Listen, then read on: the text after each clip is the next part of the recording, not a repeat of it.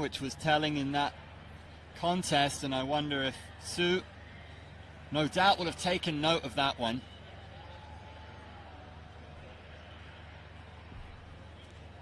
Perhaps looking to dish out some overhand rights of her own.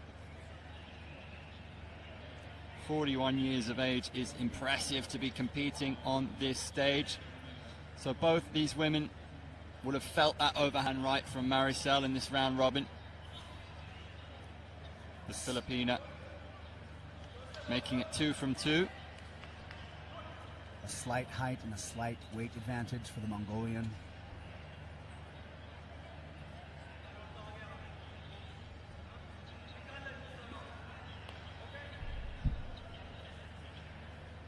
Yeah, let's just say, Andrew, it's so impressive that someone who's 41 years old is coming and fighting still at this level. If I am still fighting at this intense of a level when I'm in my 40s, I'll be very happy. Yes, maximum respect.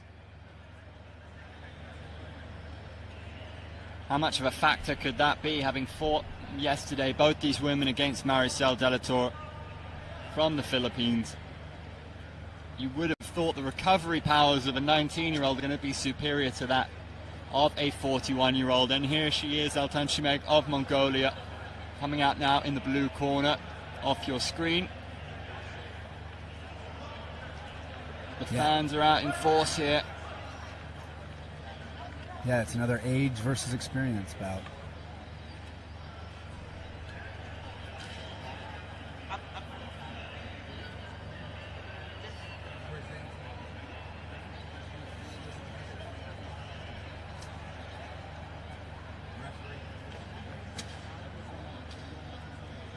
So Sue now has a 1-1.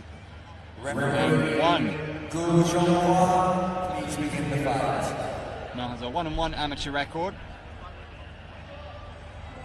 Altan Shimeg showing a little bit of a black eye from yesterday.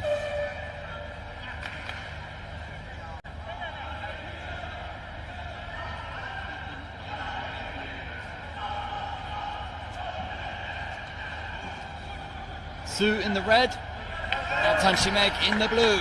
Here we go. Both fighters looking focused. Sue coming out with her hands nice and high before she even engages. I love it. Starting off with with a clinch and knees. Solid exchange of knees from both fighters. That was a knee on the break from Sue. In kickboxing range, both fighters in an orthodox stance. Sue catches the leg, releases it to take the body. Altan Shimeg caught her with that right hand. I'm not sure why they were separated.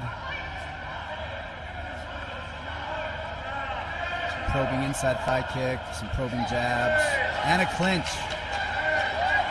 Sue clearly looking to take this fight to the ground. Sue securing the takedown, securing the three-quarter mount position and into a full mount position. This is significant. The fighter from Chinese Taipei, what can she do with it? She needs to work. She's in a completely dominant position now, but she needs to be active, otherwise she's going to get stood back up. She's looking to separate the Mongolian's elbows from her ribs so that she can start setting up shoulder and elbow attacks. You can see the Mongolian trying to bring her elbows back in at times, and now trying to push away. Altan Shimeg's trying to get out of bounds and get out of this position, which is the sensible thing to do. And it paid off. That was some dominance by Sue, however. So she will now have used one of her 3 allowed out of bounds, no? She didn't seem to be given one. I'm not sure. It seems to me when they're on their feet and run out of bounds, they get penalized. It seems to me they're not getting penalized for rolling out of bounds from grappling. So I am not, it's not clear to me. Altan Shimeg dropped her, follows up with a flurry. Now the ground and pound has an opportunity to finish this fight. How the tables have turned, and quickly, Chris. They're in that half guard position now into that knee slide position. Sue's in trouble here. Good, strong ground and pound by the Mongolians. Su is not defending, and this has been pointed out to the referee. Altanshimeg with less than a minute to go in round one. Thought she might have had the stoppage. I thought the ref was going to stop it. I really did. I'm glad she let it continue. Give Su a chance to defend herself and fight back. Su showing her resilience. The right hand cracks her though. And connected again and again. These are desperate takedown attempts in desperate times.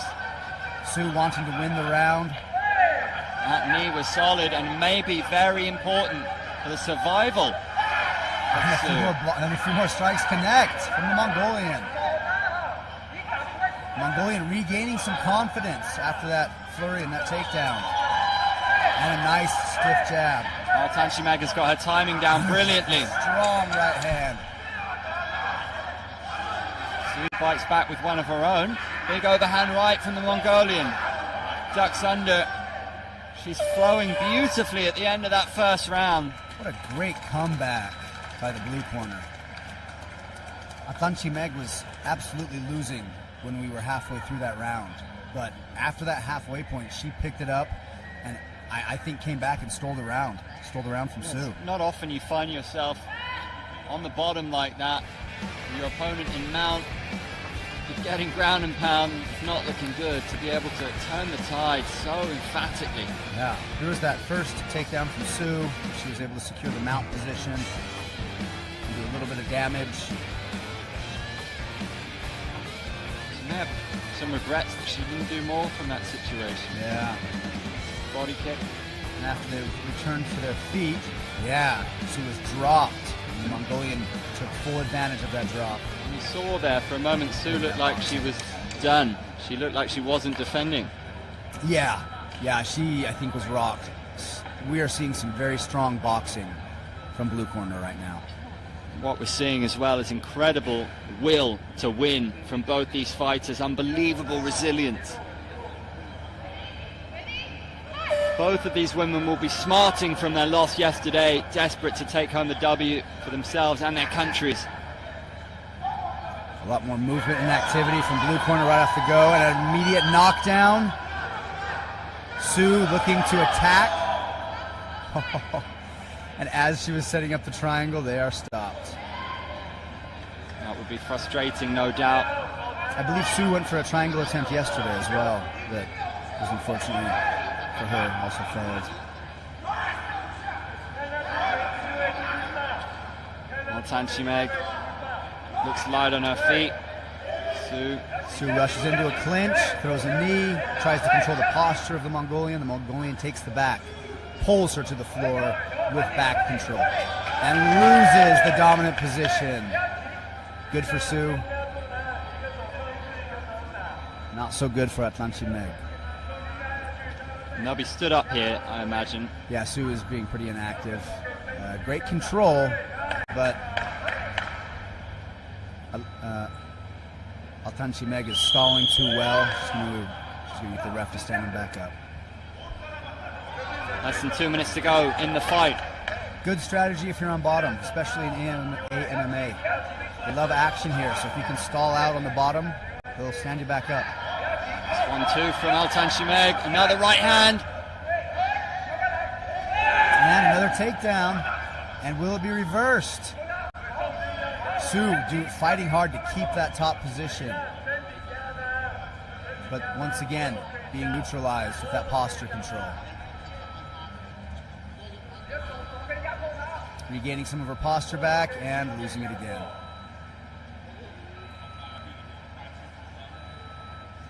She's pressuring forward a lot. In this position, it would be wiser for her to sink back and try to pressure the hips rather than pressure the head when you're stuck in someone's guard like that.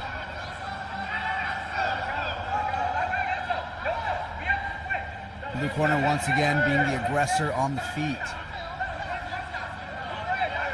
Altanshimeg's stamina is so impressive. She still looks light, cracking away with that right hand.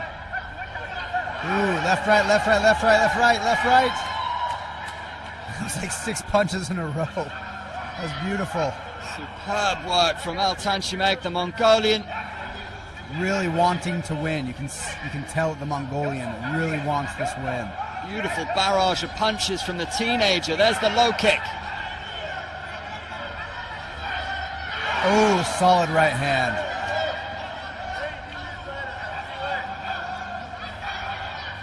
Sue throwing some kicks, but they don't look strong. They don't look like she's committed. The hands getting it done so far for Altanshimeg. Nice front kick from Sue. Ooh, and a solid straight left. And another solid punch. Impressive footwork as well there. It looks to me that Sue is exhausted. We're nearing the end of the fight. Here the exhausted. Freshness and energy of being 19 years old is starting to tell. A huge age gap between these fighters. Remember, Sue, 41, eats a jab. It's a right hand next. Oh, that was a strong right hand right at the end of the match. Man, what an exclamation point to end the fight with that solid right hand. Beautiful performance. And off camera, she looked absolutely delighted with her performance, and rightly so. Brilliant after yesterday, suffering the loss against Maricel of the Philippines. Both these women lost to Marcial de la Torre. Sue showcased a lot of her skill today as well. Round one, I feel, was pretty even, maybe slightly in favor of blue corner, but round two, almost definitely blue corner pulled out ahead. Sue does have the hope that she was able to secure more takedowns and secure more top time position.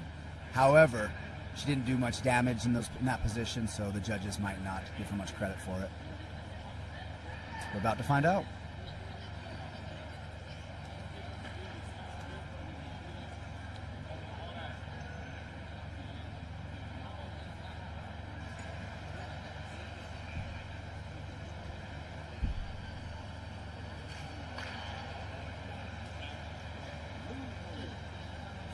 Ladies and gentlemen,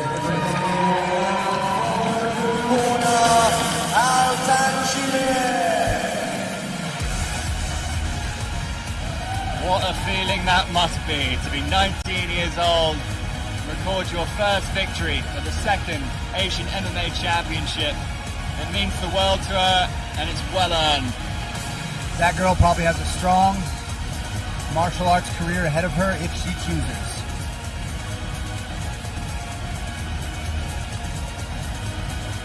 Such a fun fight. That was a fun fight. Great heart from both ladies. Great technique from both ladies. Beautiful boxing from the Mongolian.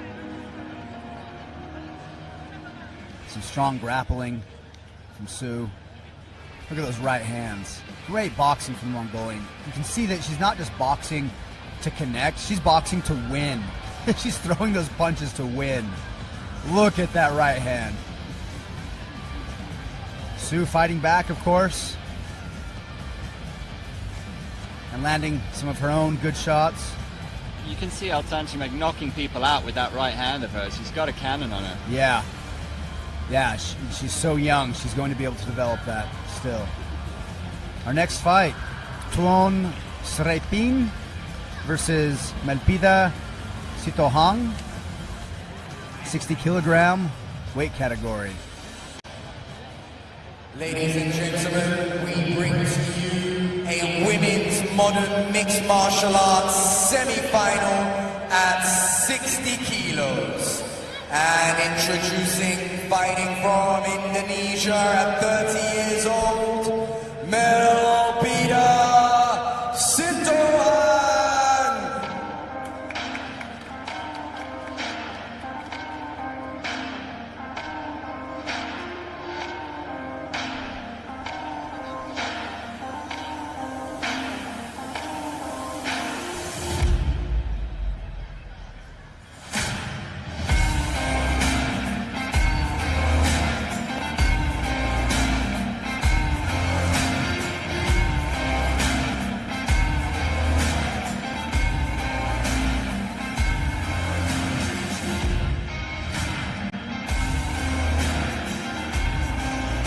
Melpido Sitohang representing Indonesia.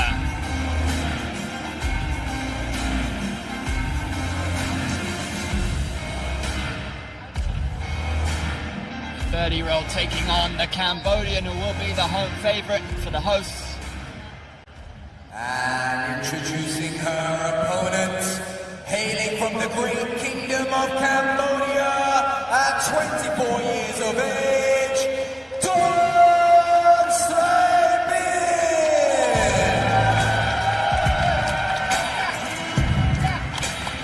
Srepin, a crowd favorite.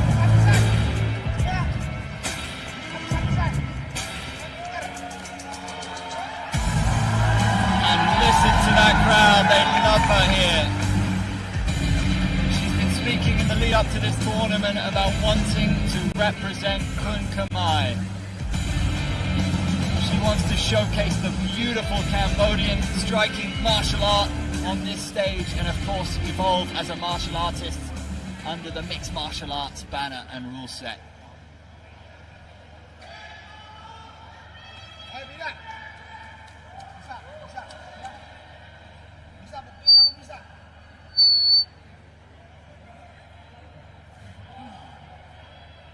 Referee Al Shushen, please begin the fight.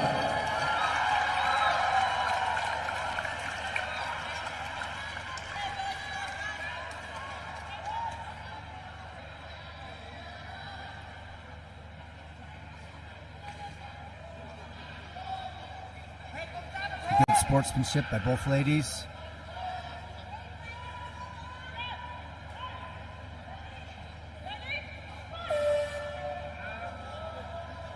Melpido, of course, has fought her whole pro career for One Pride over in Indonesia, has a 4-3 professional record.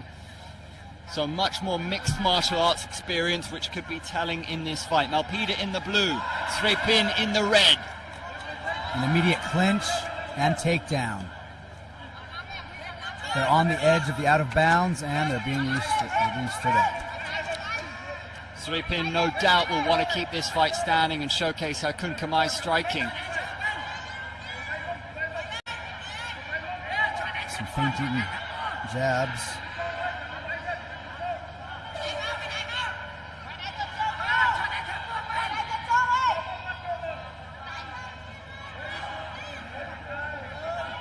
Both women still trying to throw each other out, and not sure if that's considered a knockdown or a slip. Did Melpido catch her with that one? I couldn't tell. Some strong attacks, though, from blue corner. Nice combination, ending with that body kick. Yeah, the judges will like that one, and so will our coaches. The audience behind us is ecstatic for this fight.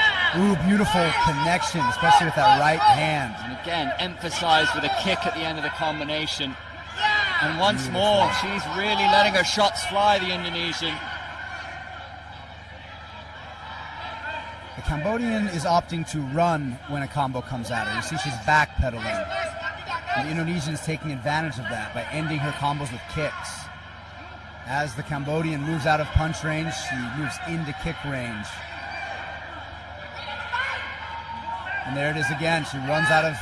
And then there's the clinch from blue corner.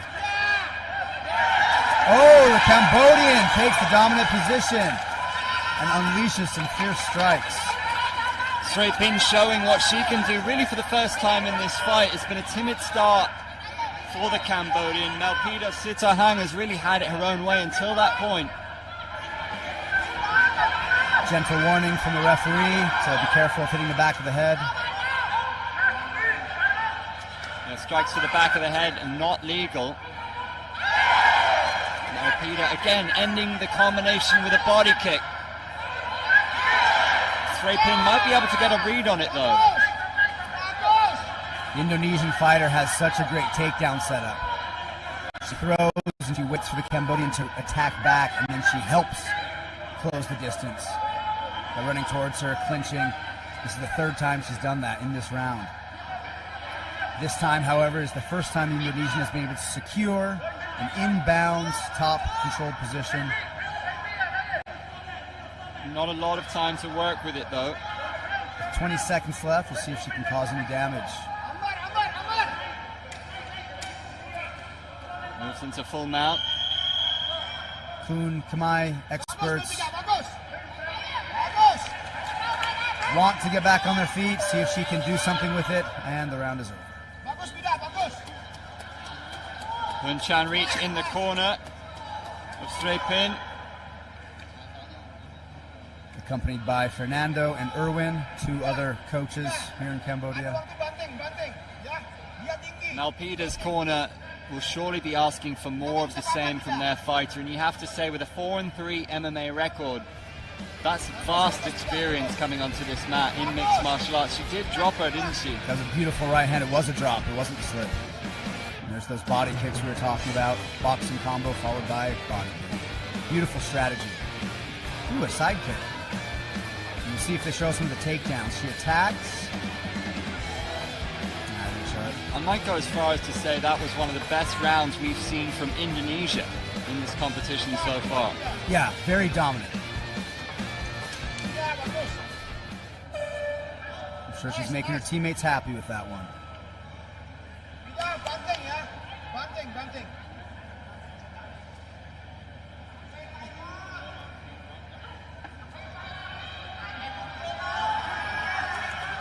Round two. See if either fighter makes any adjustments. What would the advice be for Srey Pin here? If I were in her corner, I would tell her to start circling rather than backpedaling. Right there, she backpedals when fists come at her. I would have her circle. Yeah, she circled a little bit there.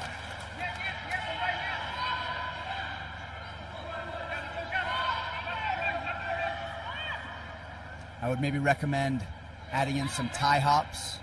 Tie hops being a front kick feint variation that can help you close the distance. Land some of those strikes. Nice. Oh, is that a forearm to the head? I think it was unintentional. It looked like an elbow to the head. Once again, boxing followed by a kick and an attempted clinch that was stuffed. Some more ferocity from red corner this round. And from blue. Srey Pin still reacting too strongly to the flurries from Nalpida. I think it's just the lack of experience. Nice catch. She caught that kick, but didn't do anything with it. Beautiful outside trip, but blue corner into side control. Zero defense. Unfortunately, red corner did nothing to stop her from getting to side control and then mount. She is, however, employing the technique of stalling. Grab your opponent's posture, stop them from damaging you, make it boring, and the ref will stand you back up. Blue corner is having none of that. Doing her Ground best. and pound coming now. Nalpida, sit or hang, looking to finish this fight. I love that she's throwing strikes even when she's not able to land them well. She's keeping it active. That's going to allow her to stay on the ground in this dominant position. Srey Pin looking to get out of bounds and get out of here.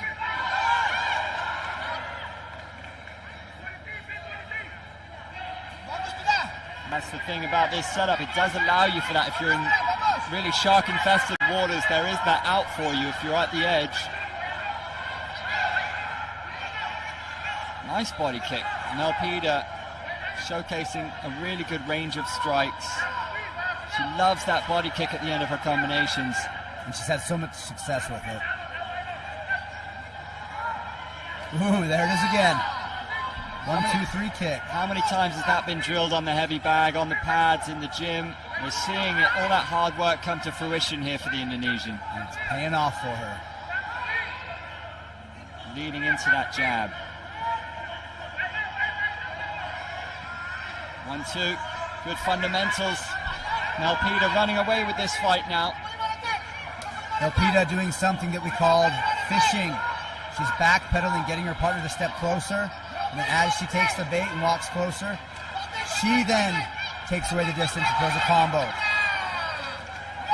Hammer fist. Finishing the round on top. Definitely looks great in the eyes of the judges. Well, Indonesia can be delighted with that performance. That was very well-rounded, mixed martial artistry. Melpida doing her country proud and surely getting the decision there. Great heart, great stamina from both fighters. The Indonesian showing more technique on her end. Most likely going to secure her the win.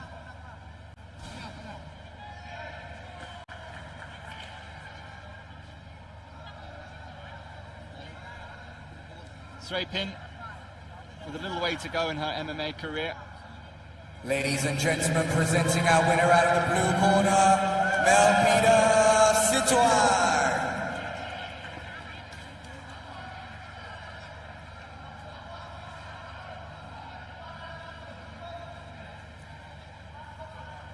The fighters showing their respect to their counterparts. This tournament has been fought in a wonderful spirit over day one and now into day two. And of course we have the final day coming up tomorrow. The action has been very engaging here. We look back at these shots from Melpida. Always looking to tee up those combinations and end with a body kick. And never shying away from the clinch. Beautiful outside leg trip. Half guard, side control to full guard with ease. Landing 2 punches and a kick. And a nice right hand. Red corner showing some of her own kicks. And a well-deserved victory from the blue corner. Yusni Hutasuit from Indonesia up against Anilu Parungao from Philippines. Yusni, 23 years old. Anilu, a jiu-jitsu specialist, 26. 3 years and 8 centimeters difference between the two competitors. 54 kg modern MMA coming at you.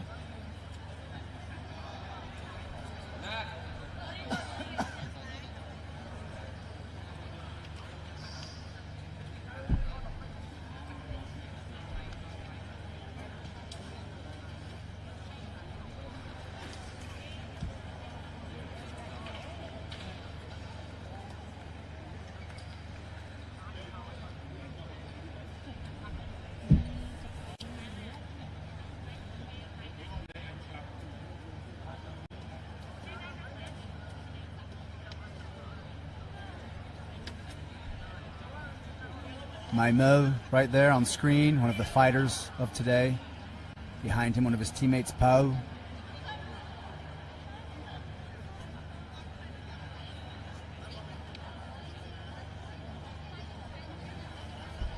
Yusni Hutasuit got the victory over Chao Chun Wu in match 11 yesterday. Anilu Parungao lost to Miss Red, so she'll be looking to get her first W in this tournament, in this round robin.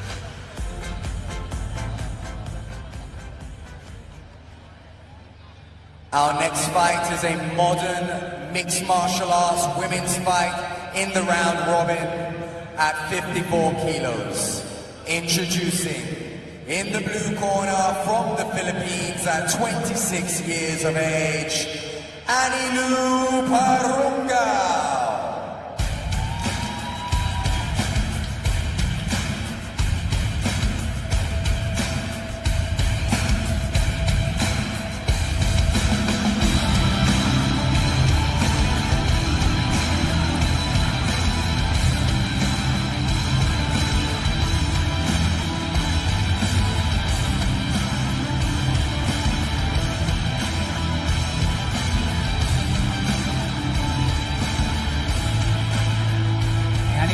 Excited.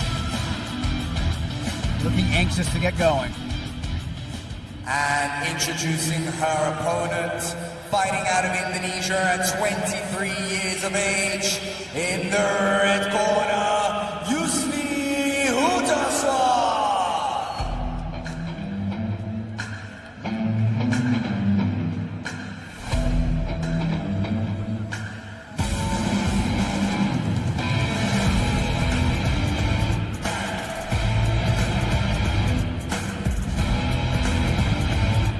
Annie will have been buoyed by the performance of her countrywoman. Indonesia building momentum now. She's riding off of that victory over Miss Red yesterday, the 24-year-old. Annie Liu will want to settle the score here because it was a very close fight that she lost to the same opponent. Our referee, Ao Shu Xian, please begin the fight.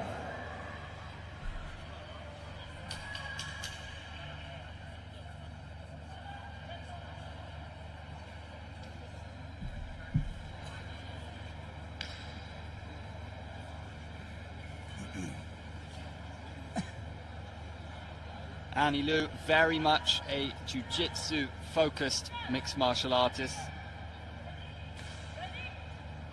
But under this particular rule set, as we've seen throughout this competition, you need to make sure you do something aggressive when you get into those positions on the ground. Here it is. So yeah, strong aggression right off the bat. Immediately into a clinch and an active ground fight routine. This is brilliant from Annie Liu. What a start to the fight from the Filipina. She has one hook in, she's fighting to get the other hook in and lost it. Red corner doing her best to control the posture. Annie Liu in side control,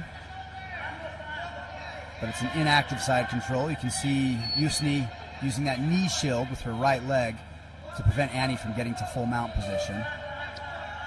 And how big of a difference will this be for a jiu-jitsu practitioner transitioning to this rule set? Difficult, Andrew. They are so easily stood up. Jiu-jitsu is largely about how do I remain safe on the ground and subtly set up attacks. There's no subtlety here in AMMA. There is aggression. Whenever we start to see a lull in action, they tend to start them back on their feet. Does make for a great spectacle. We see so much action here.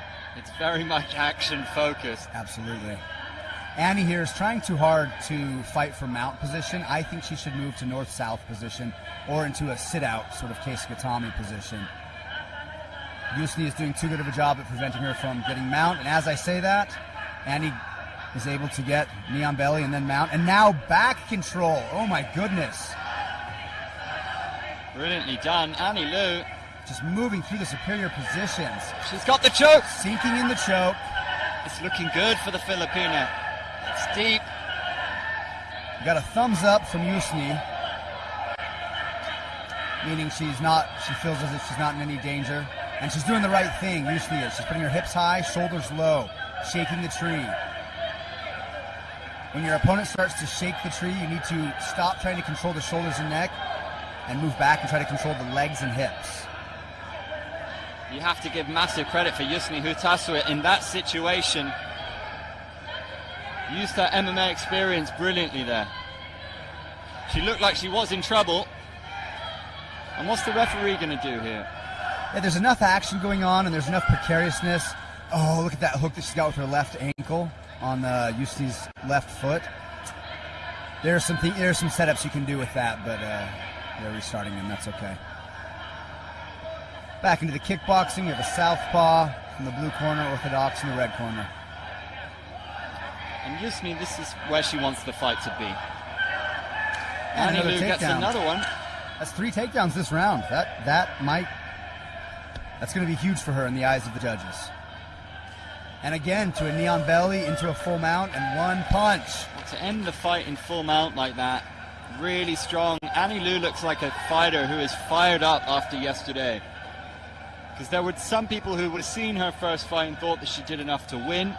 It's a classic striker versus grappler.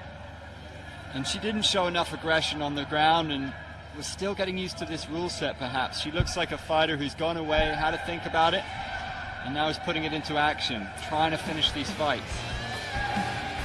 Nice right hand, followed by a left Cascade punch by red corner.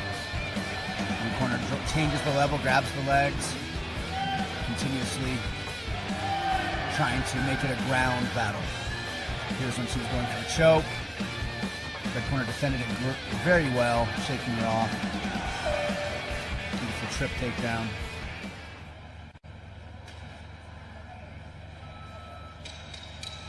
And this will be interesting because if Annie Liu wins here, then it will be one win for each fighter.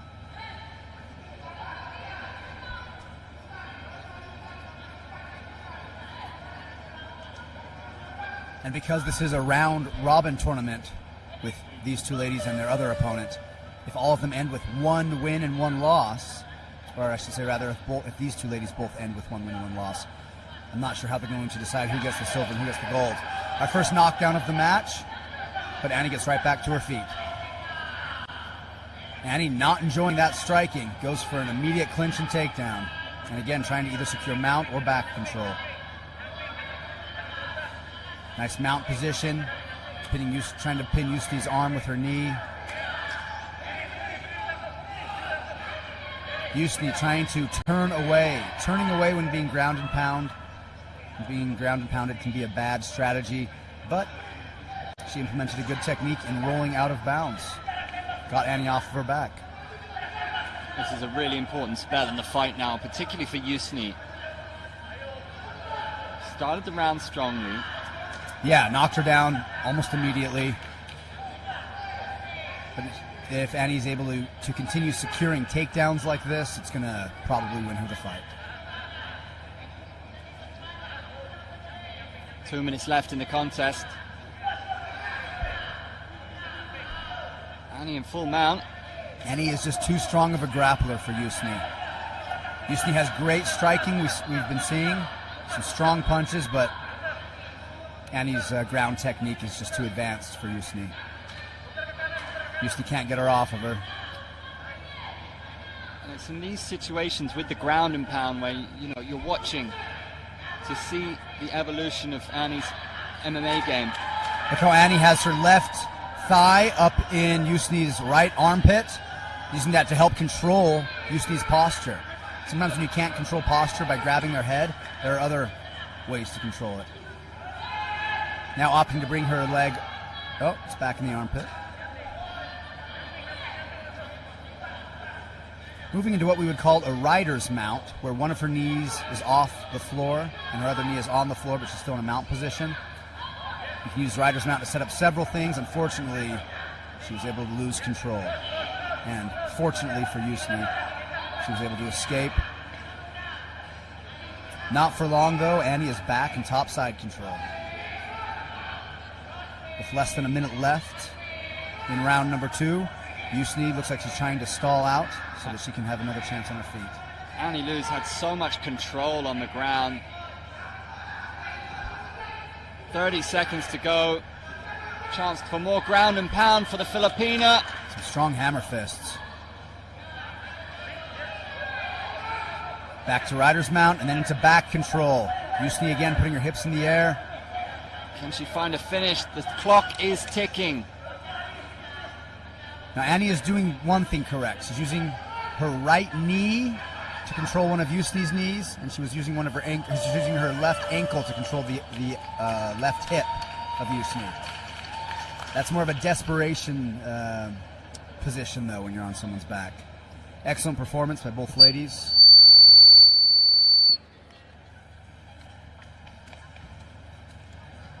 In this commentator's humble opinion, the fight is in favor of the grappler, blue corner. We'll see what the judges have to say, though.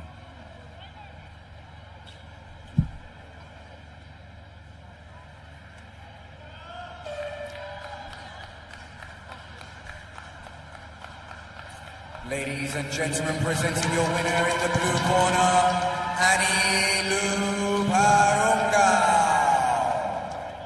And a well-deserved victory by Annie, showcasing her grappling prowess. And I'm sure she's excited to go home with at least one victory under her belt. The corner looking very proud. She's looking very happy. Annie was looking very happy from the beginning of the fight.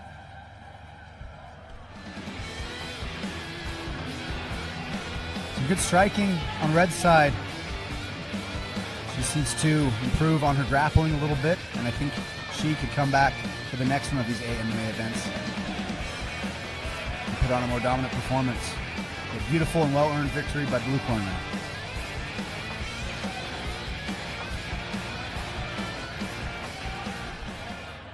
And you can see the relief in her face as her arm was raised. Our next match, Om Tarawat, Little Frog versus Holly Kwan. Both of these ladies lost to Bomi Lee yesterday. They're both coming off of a loss, both looking to avenge that loss. Tarawat went into an overtime round in her first match. Tarawat, 33 years of age.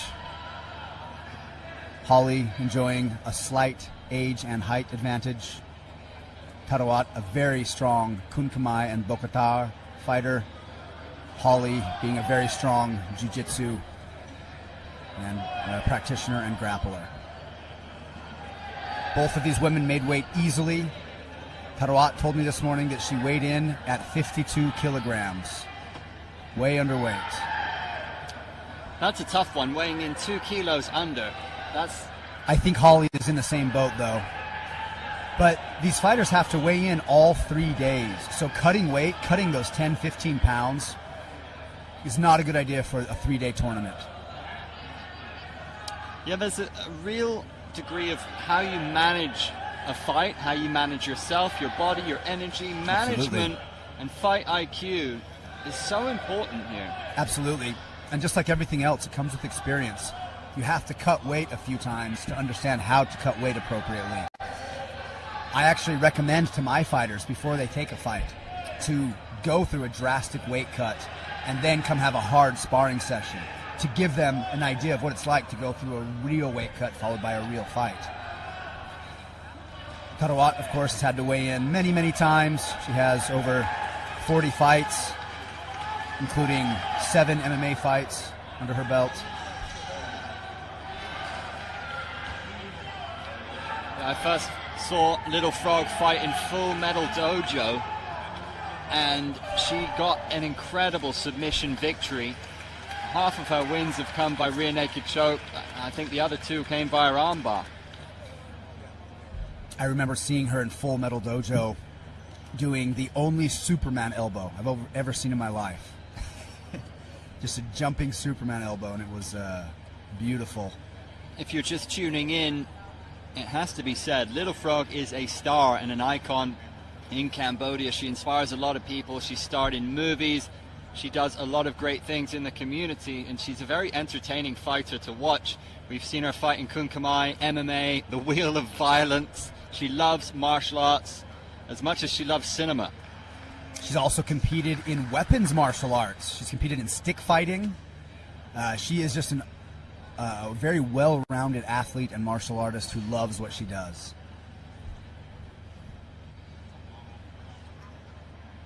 Some of Tarawat's friends right there, actually.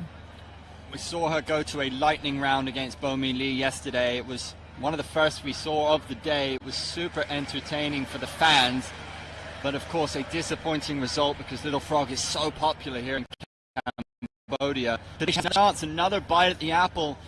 What's the mentality like, Chris, for a fighter coming off of a loss? All you want to do, I'm sure, is either go and hide in a hole or have another fight and get an opportunity to right that wrong. Fighting has the highest highs and the lowest lows. Fighting has the highest highs and the lowest of lows, meaning when you win a fight, you feel elated, you feel euphoric. And when you lose a fight, it's the exact opposite feeling. You feel so depressed. Not only do you feel bad for having lost, but you're also beat up. It's not like losing a basketball game where you lost and it sucks. We're going to go across now to Stefan Taguchi, who will announce our fighters.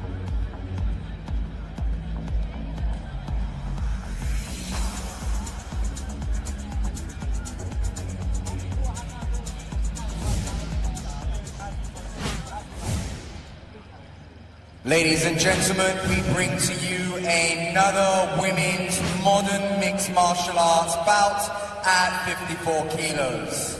Introducing out of the blue corner, at 27 years of age, fighting out of Hong Kong, China, Holly Kwan.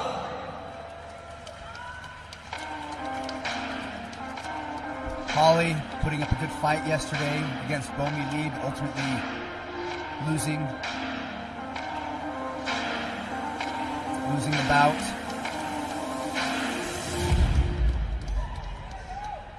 Both of these ladies are wanting to fight. Sorry, both of these women looking to come in for some redemption, looking to show that they're here to fight and that they can win. And introducing her opponent at 33 years of age, fighting out of the red corner, Cambodia's own Little Frog. An absolute crowd favorite here. Tarawat, accompanied by two of her coaches, Fernando and Chan, looking to avenge her loss. Bruising looks to have gone down. Little Frog recovers well. Listen to that reception. She is so loved here in Cambodia. What a legend of martial arts. An absolute legend. The first Cambodian to fight in 1FC. The first female MMA fighter out of Cambodia.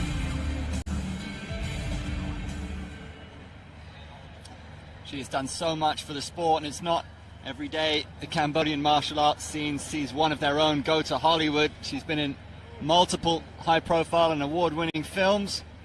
If you hop onto her Instagram, you'll see pictures of her with Angelina Jolie and Brad Pitt. She's had some very high-level acting gigs. Yet if you try to talk to her about it, she is so humble. Both of these women, absolute sweethearts, great sportsmanship we saw from both of them yesterday.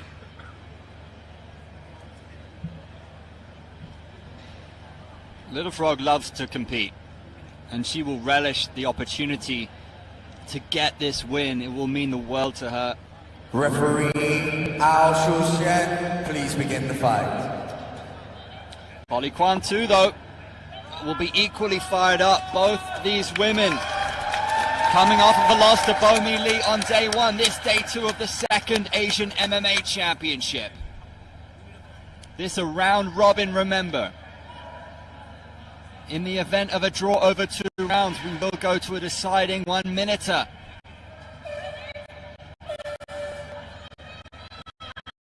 Both ladies come in. Blue corner not looking like she wants to touch gloves, which is perfectly acceptable. Hopping, stepping, moving that head and those shoulders. Much more movement than what we saw yesterday. Excellent strategy. She should be moving.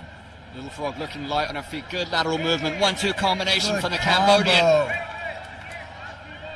Hands staying nice and high. Beautiful. Throwing several unanswered punches and then moving.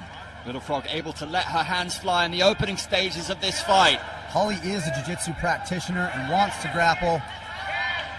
Tarawat is doing a great job at staying out of grabbing range while staying in the center circle.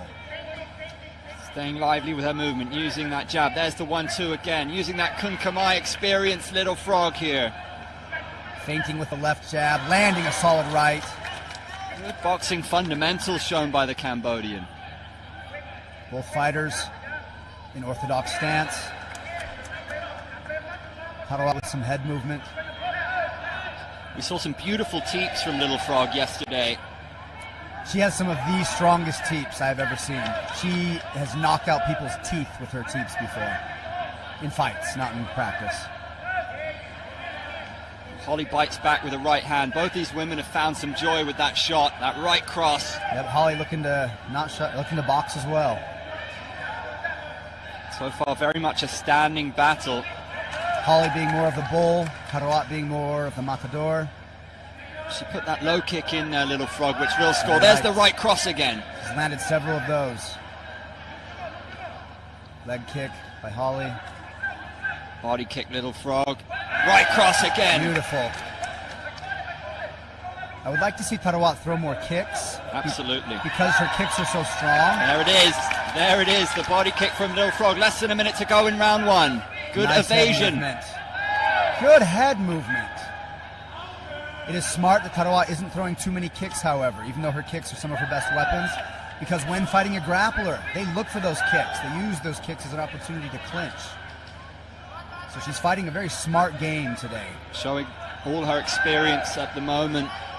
Little Frog. Moving and hitting, moving and hitting. 30 seconds left to go. Holly Kwan stalking forward, gets caught with a punch. Another right, another left.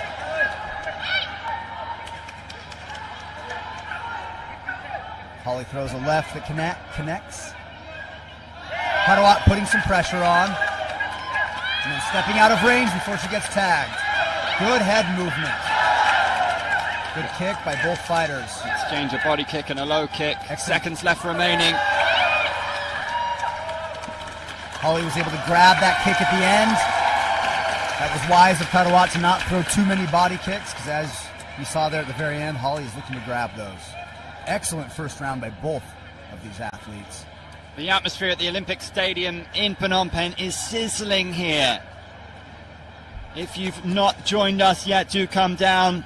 There are seats still available. It is awesome seeing the crowd react to the fighters in such a way. And if you're joining us live on YouTube, share the stream, share the love, or join the VIP Sports app and make your picks for the fights and stand to win cash prizes, including 500 USD for the winner. These ladies are both landing some solid punches on each other. We're seeing more of a boxing match today than anything. Good leg kick there from Karawat. Good body kick, but it was blocked by the elbow, by the forearm, and another good body kick by Karawat. Wow, several body kicks. Beautiful work kicking the midsection from Little Frog. When she has the opportunity, she's been taking it. Holly landed some shots of her own. Yeah, when Holly decided to start boxing back, she had some success. It's a very engaging first round. It's all to play for now in round two. Little Frog utilized her jab well, and her boxing fundamentals have been superb, just letting her hands fly. Both women connect. Karawat coming in a little less mobile than she did in round one. She was very mobile right off the get-go in round one. So this may speak to her confidence, or it may speak to her fatigue. The fact that she's not moving around as much now. Both fighters in orthodox stance. Our first teep of the match. Yeah, with Kwan stalking forward in such a way, the teep could be a really useful weapon to keep her at bay. That 1-2, the hands fly. Karawat using good head movement. And those body kicks will score, especially when they're unanswered like that.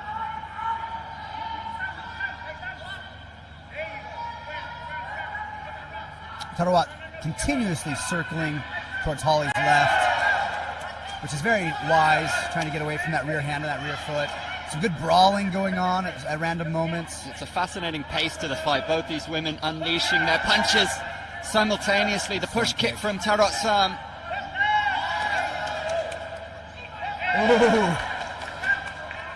Oh, good duck. Karawat moving her feet a little bit more again. Both ladies throwing some punches and a high kick from Karawat. Solid head movement from the Cambodian. It's a real chess match, but also it's got those moments where it gets explosive. It would definitely be, ooh, nice left by Holly. Holly using her jab well. Followed by a good left by Karawat. Beautiful exchange of jabs from the fighters. Karawat keeping those hands nice and high. Holly exposing her ribs a little bit. And the body kick is there. Which is why Karawat was able to land four or so of them last round. Right hook from Little Frog, a low kick from Kwan. With 1 minute left in the fight, I would like to see Karawat throw some more kicks. And there it is. Took a nice left hand from Holly, that looks painful. But she's undeterred. Body shot. The crowd just body love kick. it. Foot was almost caught by Holly. They're now clinched. Karawat trying to stay away from the clinch. And in the middle, 40 seconds left in the contest now. Karawat throwing some throwaway crosses. 1-2-3 combo. Yeah, nice left hand landed. Both women showing tremendous heart in the last few seconds of this match. Both look clearly fatigued. Karawat doesn't even flinch when getting punched in the face. Little Frog with a flurry of punches at the end of the fight. Takes it like a stone statue. Oh my goodness. Beautiful ending by both fighters. Both these fighters put on a show here in Phnom Penh. If the Cambodian has done enough to get the victory here, I can tell you now it will be very warmly received by this hosting crowd in the capital city. And if it goes into an overtime round, which is a possibility, I can see the that. crowd will go wild I can too. see that. And what a question for the conditioning, having both fought yesterday, having given it their all to go into a lightning round. My goodness. What fatigue they must both be feeling. After both getting a bit beat up yesterday from Bomi Lee, and now going and beating each other up.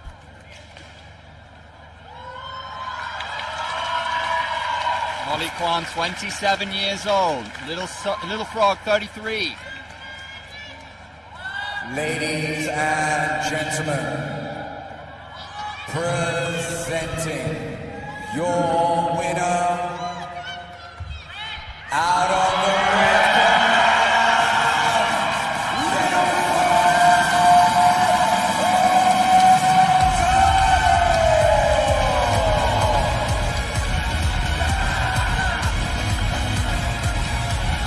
Little Frog has done it. She's got the win. She beats Hong Kong China's Holly Kwan.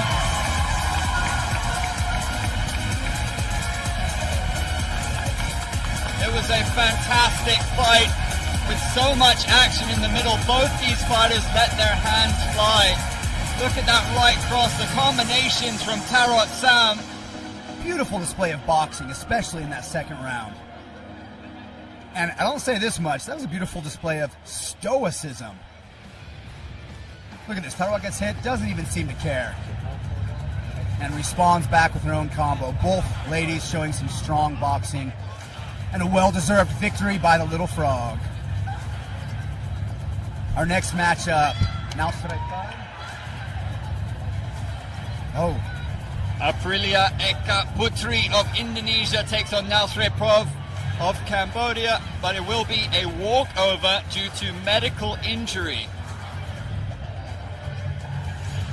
That's too bad. I was looking forward to seeing Srepo fight. She's a really strong boxer. She fights on the national, the Olympic Federation boxing team. I was really looking forward to see how she'd do in MMA. She has even come and trained jiu-jitsu with us a handful of times. But if you're injured, you're injured. It's always better to err on the side of caution if you're injured and not fight.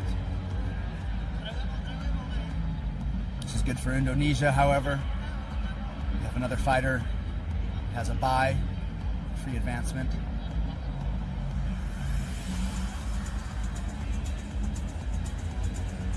And this would have been a traditional fight too, which would have been fun.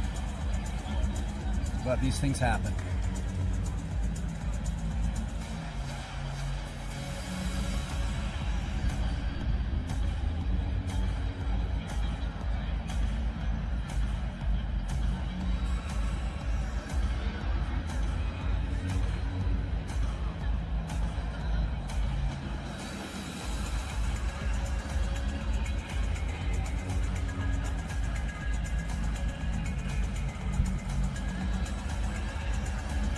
Some of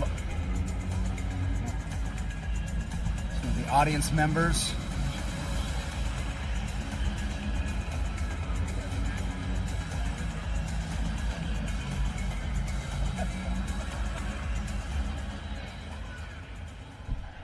And we have a bye victory.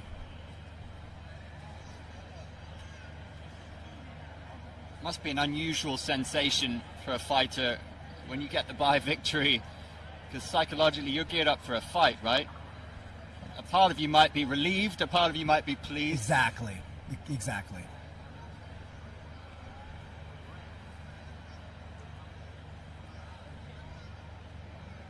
Fighters are here to fight. So they want to fight. But at the same time, fighting is so stressful. Mentally, it is one of the most difficult things anyone who's fought can attest to this, that you can do, is fight.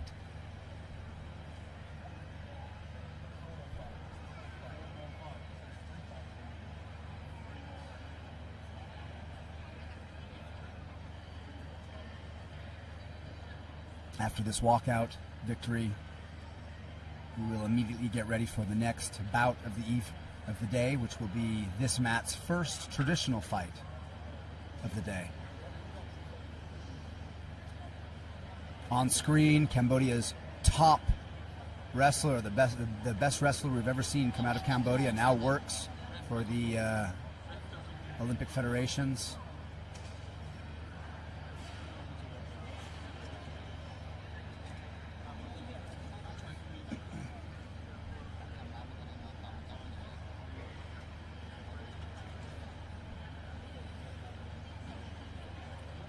And our first walkout victory of the day.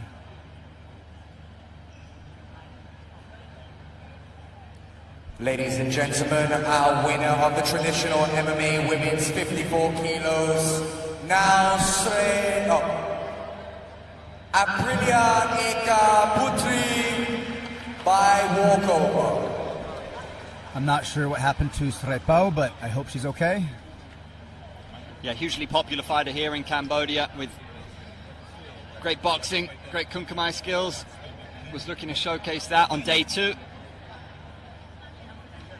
Indonesia now with some good wins here today. This one, of course, by walkover. We've seen some good Indonesian performances today.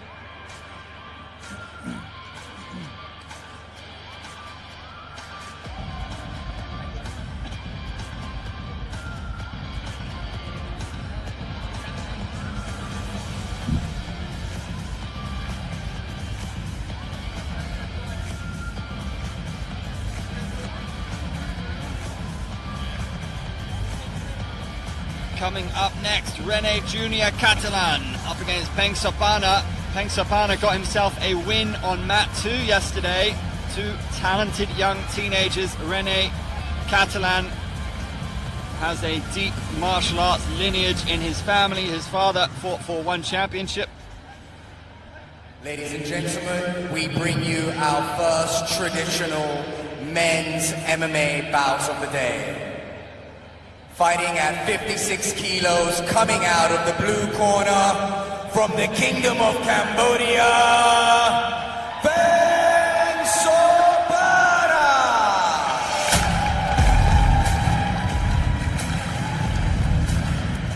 Fighting out of Cambodian top team. Always has a smile on his face. Well known here in the Kunkamai circuit. He is an excellent striker. Got a massive victory over on mat 2 yesterday, and we'll be looking to carry that momentum forward on day 2. Another crowd favorite here in Cambodia. They went wild for him when he won yesterday. And introducing his opponent in this semi-final matchup, hailing from the Philippines at 19 years of age, Rene Junior Catalan.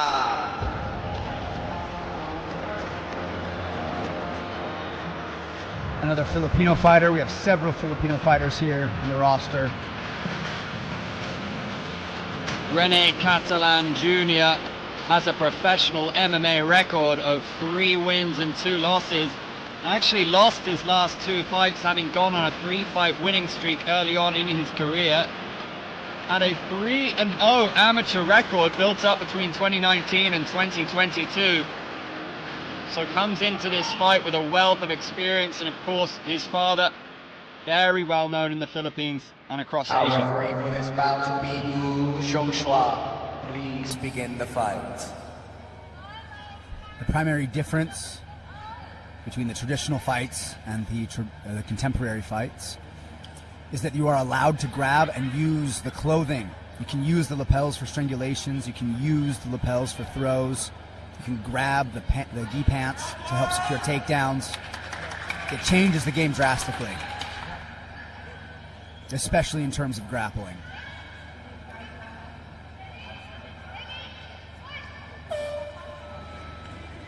Both fighters showing each other some love.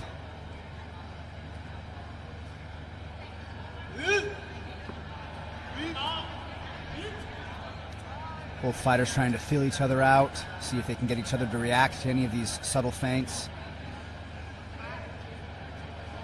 these small feints. Blue corner looking a little more willing to extend his feints, and an immediate clinch and double leg takedown. We call those a double and dump. Securing the top side control position. Rene is looking to regain control of his own posture while simultaneously controlling the Cambodian's posture with his forearm. Pangsapana was able to get the win by a 3 out of bounds yesterday, so showed good mastery of the arena, but this is not the position he wants to be in at all. Wants to keep this fight standing, no doubt. Very comfortable on the feet, and here he is. He's back. Rene did not give up the clinch, however. He still has control. He still has a hold of his opponent.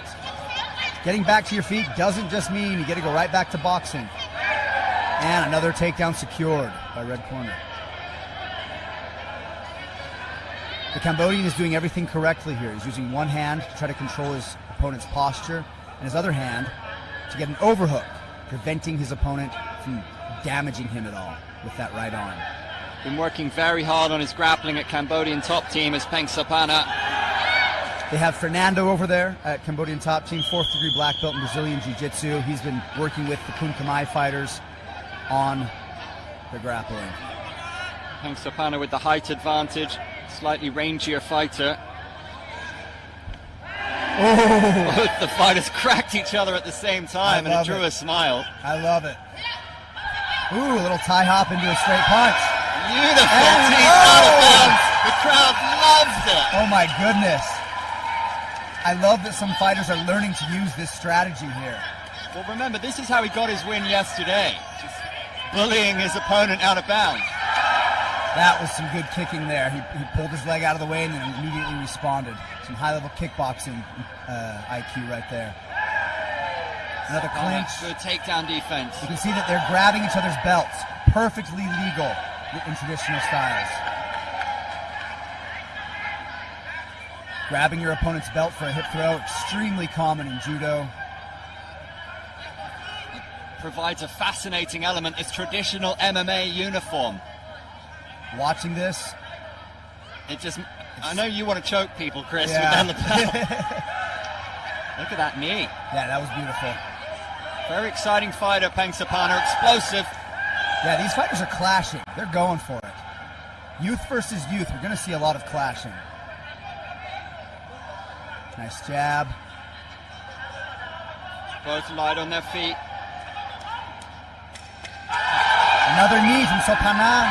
Huge takedown. Rene Catalan Jr. dominant at the end of the round. That could be very important in the eyes of the judges. Can he do anything with it? Doesn't have time. Beautiful.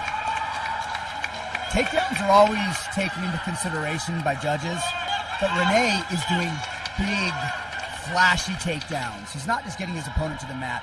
He's lifting his opponent off the mat and then putting him on the mat. It's it's emphatic. It's emphatic. It's dominant. Yes. It's showing extreme dominance. Great for your mentality, too. If you can pick up your opponent and set them down, it builds your confidence and takes away your opponent's confidence. I mean, how about that for the highlight reel? That was awesome from the Filipino. Yeah, and there's that out of bounds. Very clever. Very clever. And similarly, how good does that look in slow motion? So good. You have to say, against a vastly more experienced mixed martial artist, Pangsapana has done well so far. He's doing great, yeah. Fairly even round. That big takedown may have edged it for the Filipino, but that's up to the judges. Both those fighters had their moments in that first round. Yeah, I feel like that round could have gone either way. That was a good round. Slightly, I would say the first round is in favor of red corner, but it could have gone either way. Pangsapana just receiving the last few words of wisdom there from his coach Chanrich, who was due to fight today. That's not happening, or that was awarded a walkover, I think, due to medical reasons. Oh, that's too bad. I was wanting to see that fight. It's okay, though. Both fighters coming out, lots of energy. Again, a clinch from red corner, and another takedown. Catalan did well to catch the kick and turn it into his favor. Now in the guard of Pangsapana. Hammer fist. Sapanha going for an armbar. Oh my goodness, what a great setup. And he has that half butterfly hook.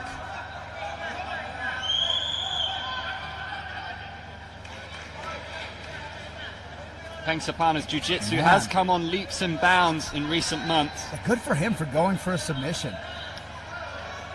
Sapanha trying to close the distance. Taking control of the center of the mats. Oh my goodness! Beautiful head kick. But what a takedown in response. Yeah, Renee was unfazed. That sequence was something special. Head kick and then beautiful. A takedown in reply. I want to see that in slow motion later. That was beautiful from both ends. The crowd went bananas. We don't know how much that head kick affected Renee because he immediately closed the distance and got the takedown. He could be hurting now. He could be fine. Some ground and pound. Peng Sapana almost gave up his back. This is not a good position, but Rene Jr. needs to do something with it. Sapanha doing some hip fighting. And if he can negate the aggression for long enough, the referee may stand it up, even though it's in full mount. Yeah, you can see Renee trying to move up higher in the mount. And Sapanha doing a great job at forcing Renee's legs to stay low towards his hips and back into full guard. You can see the evolution of Sapana's ground game. Coming into this sport as a pure Kunkamai striker. He's been really working on that ground game. Some great videos on Instagram of the Cambodian top team. Is he going for a leg lock? I'm not sure what he was going for, but I'm glad he's trying stuff. That's how we learn. Renee once again on top in Sapanha's guard. Sapanha grabbing the pant sleeve of Renee. The clock is ticking, Chris. Sapana needs to get this fight back on the feet if he can. Even though he's staying quite active and putting up a good fight, being on bottom like this for so long, unfortunately for him, will lose you the round in the eyes of the judges. He has 20 seconds to deliver something on the feet, and he's capable of fireworks. Beautiful level change by Renee, and another takedown secured. Solid takedown. He might be smiling, but deep down he might know that that's the last thing he needed towards the end of the fight. Rene Catalan Jr. may have done enough. He gets a kiss on the head. That's cute. I love when fighters are having fun. I like when there's good sportsmanship. Even though we are fighting, this is a sport. Nothing but love should come out of this. You have to say there's been zero animosity over the 2 days. Zero. There's been incredible respect shown between different countries, regions, fighters, coaches. It's been superb. With 15 different Asian countries on the roster, I thought we might see some animosity between individuals, but we have seen none. We've seen nothing but good sportsmanship.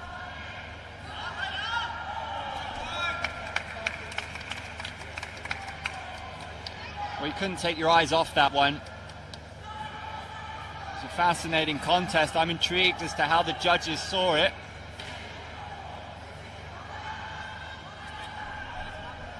Rene Catalan Jr. Ladies and gentlemen, presenting your winner out of the red corner, Rene Jr. Catalan.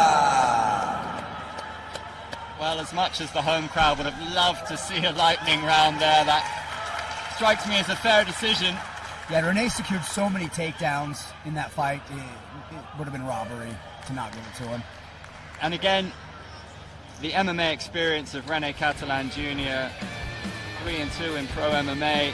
Good front kick there, followed by the clinching takedown. Some ground and pound hammer fist. There was that armbar attempt. There was the head kick by the Cambodian.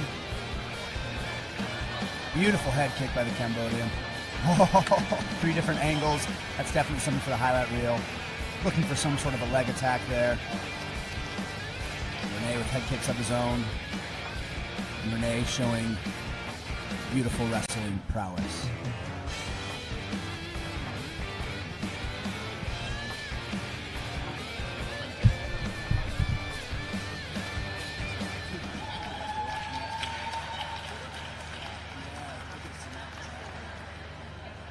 Up next, Yernaz Musabek from Kazakhstan up against Doron Kilshebek from Kyrgyzstan. Another traditional bout. Traditional MMA, and we've seen these two countries put up a superb showing across the tournament thus far. Some excellent all-round MMA being shown by the Kazakhstan and Kyrgyzstan fighters.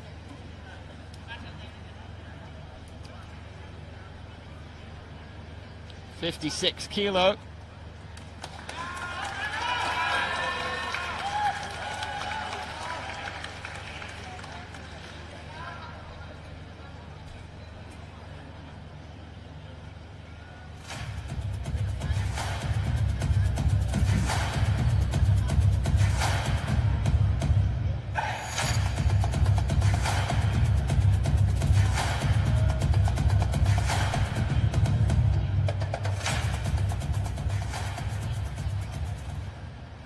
Ladies and gentlemen, we continue with our next bout of traditional mixed martial arts in the men's category.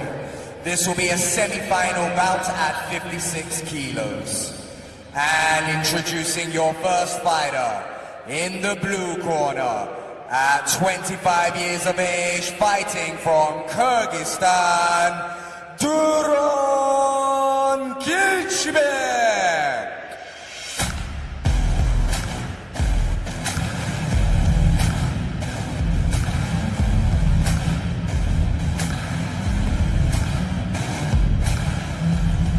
Doron Kilshebek got himself a knockout on day one over on mat 2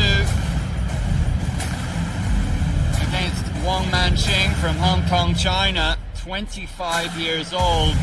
He has an extensive amateur record in MMA as well as a 1-1 record in pro. And his opponent at 31 years of age, fighting out of Kazakhstan in the red corner, Yernaz Musabek.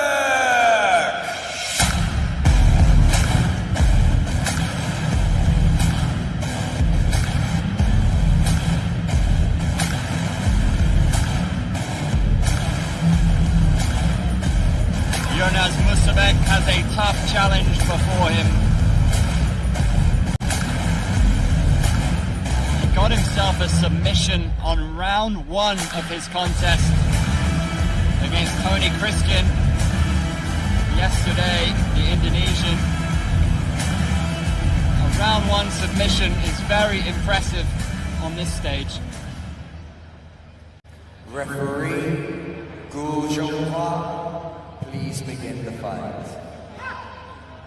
And you have to say, in terms of amateur records, Chris, we're looking at one of the most impressive in terms of Musabek. He has fought for Gamma, he's fought for IMAF, 17-2. Oh my goodness. That's an extremely impressive amateur record. Well, after yesterday, he's 18-2. Now 18-2, yeah. And I believe he's the younger fighter.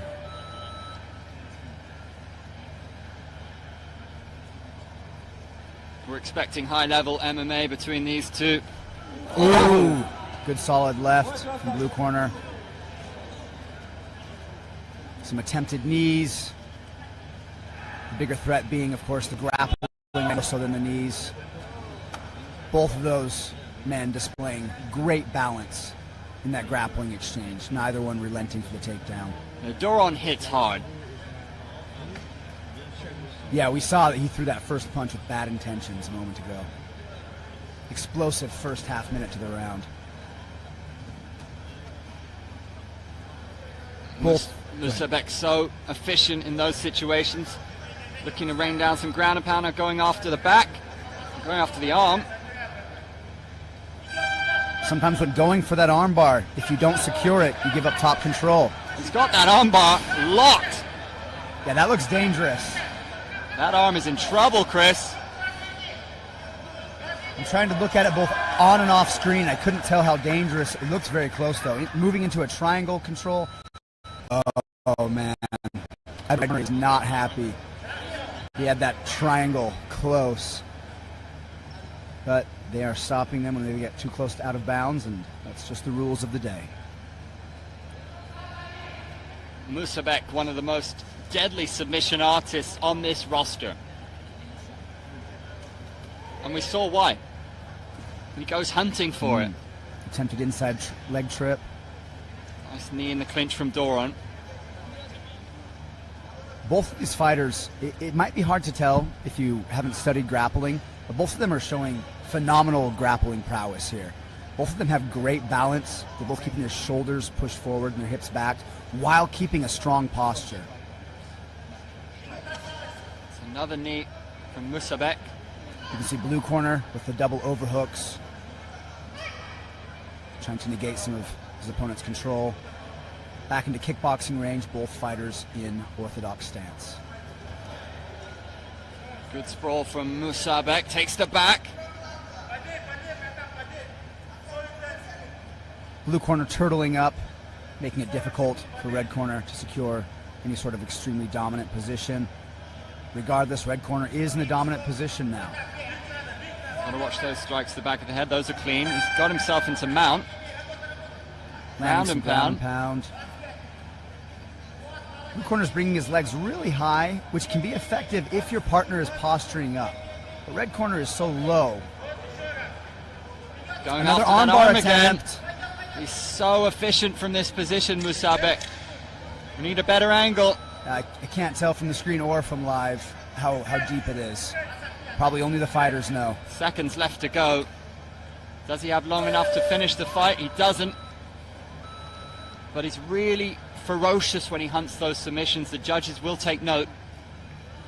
Two very close arm bars. I wonder if he has been affected at all. It is not uncommon for fighters to get caught in an arm bar that can cause some damage without completely breaking the elbow, and so they don't tap. You saw the coach pay a little bit of attention to that arm. They'll no doubt want to get some ice on it, make sure it's still mobile. They're giving it a little shake now off camera. And have a look at this arm bar, Chris. That looked deep. Look how he's controlling his hand. And this is when he tried to move into the triangle choke. This was in red corner, just trying to secure back control. A good ground and pound here.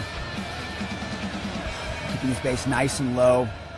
Keep your center of gravity low. Always a good idea when you're in the top position. Kazakhstan versus Kyrgyzstan.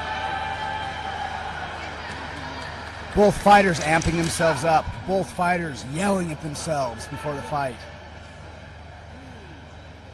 Before the round, I should say. Doron of Kyrgyzstan in the blue. Musabek of Kazakhstan in the red. Here we go. This will be a fascinating second and final round. Fighters meet in the middle and touch gloves. Great sportsmanship. Both starting with some gentle level changing. And feints. Nice leg kick there from red corner. Sorry, body kick. Right cross from Doron. Ooh, inside thigh kick. All of his shots seem to be fired with bad intentions, Doron Kilchebek. That's the way to fight. That's a great way for some fighters to go at it. Using light shots to set up stronger shots is fine. But I love the strategy of just make every shot hurt. Make your setup shots painful too. Good strategy by both fighters. Red corner saying, let's stay in the middle. Let's not get close to out of bounds. Let's not get stopped. I like that.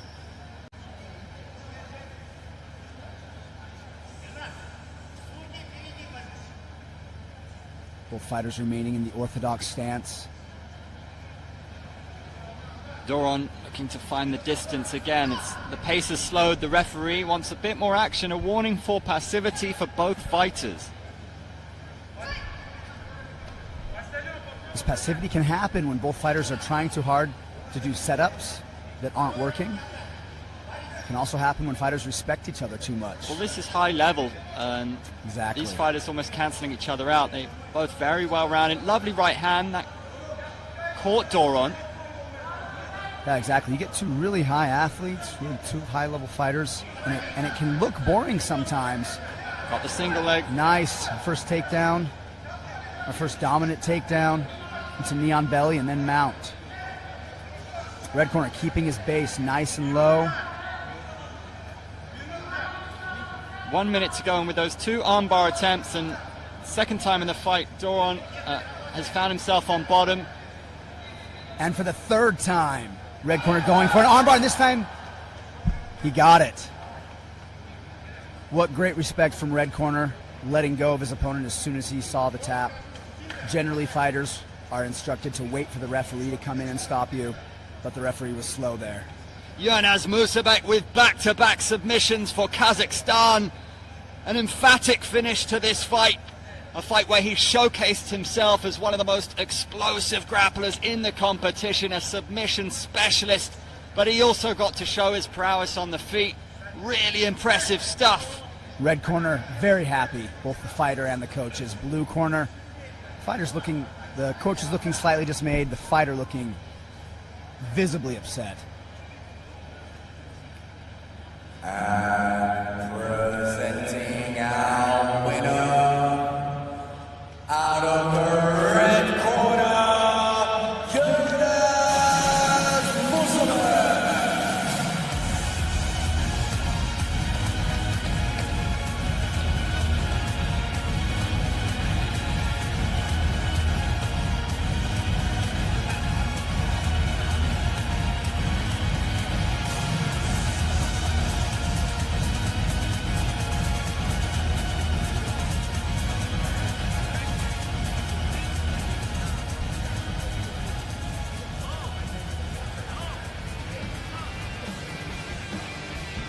Showing that replay. I hope it shows the armbar again.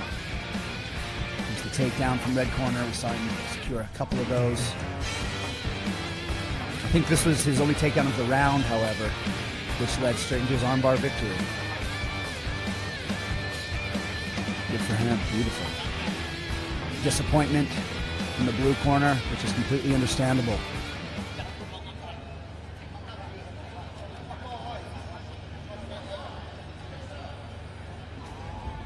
Another Cambodian in action up next. Hun Kim Heng, 21 years old, up against Arthur Pandan of Singapore. The Lion City. Kim Heng, they call him the Cambodian Mike Tyson. If you watch him fight, he throws bombs. He loves to throw hands, and he loves to throw hard. He is primarily a Kun Khmer fighter. However, he is one of the most open-minded fighters I have worked with here. One of the most open-minded local And fighters. presenting in our next matchup, a traditional men's mixed martial arts semi-final at 71 kilos. Introducing, out of the blue corner, fighting from Singapore at 29 years of age, Arthur Pandan. The Singaporean enters the arena. He's vastly more experienced when it comes to mixed martial arts, has a 5-4 pro record, comes into this fight on a loss back in 2019 in Full Metal Dojo. Hasn't fought pro MMA since, so that is an awful long time to be out of the game. Before that, he was on a 3-5 win streak. And presenting to you his opponent, 21 years of age, fighting out of Cambodia, in the red corner, Hun Kim Heng.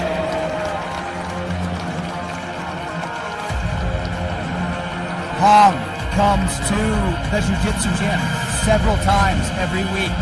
Even though he is a Kun Khmer fighter, he has dedicated a lot of time to Jiu-Jitsu and actually has a blue belt in Jiu-Jitsu. One of the few Cambodians with a blue belt in Jiu-Jitsu.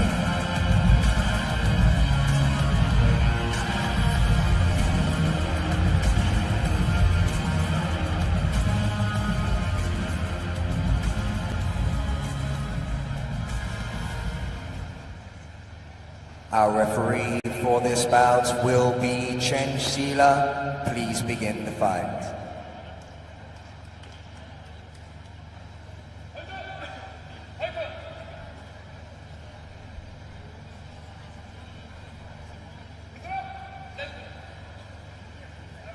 Kim Heng, just 21 years old, will be energetic and fresh. Arthur Pandan will be an interesting proposition, having been out of MMA for so long, 29 years old, but having had 9 pro fights under his belt.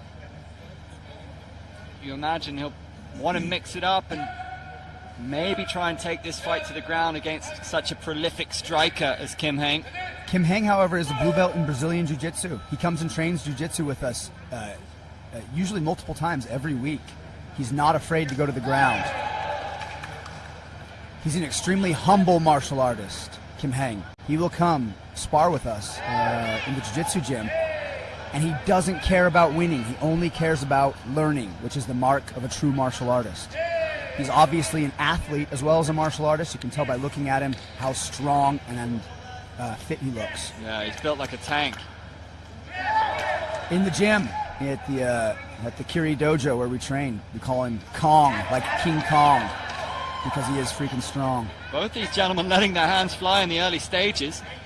Yeah, Kim Heng loves to stand and bang, which is my favorite type of fighting to watch. Neither of them backpedaling. We got bull versus bull. Oh, clip the jaw with the right hand. Beautiful.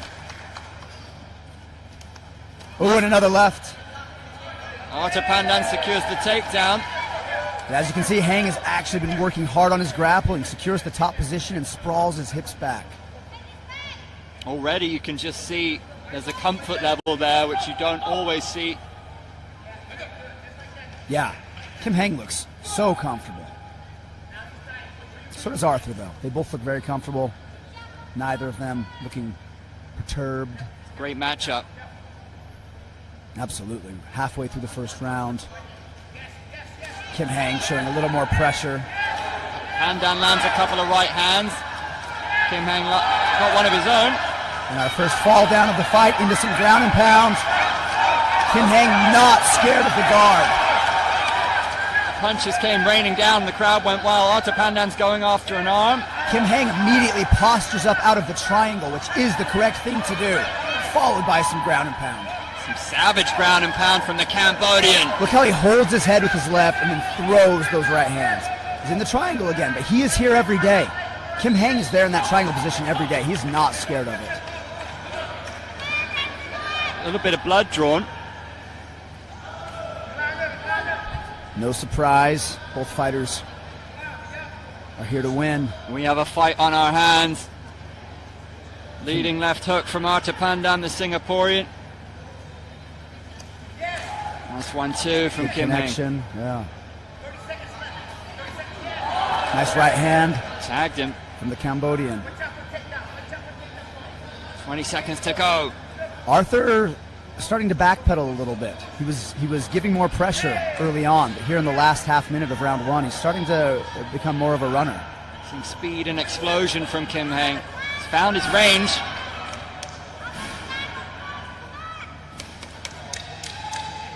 Seconds left in round one. There's the jab. Nice jab. Followed by a good boxing combo. Cascade punch by blue corner. Will lead his opponent out of bounds. It's been an impressive opening stanza for Kim Heng, the Cambodian. And with, I believe, only 2 seconds left in the round, let's see if anyone tries to do anything.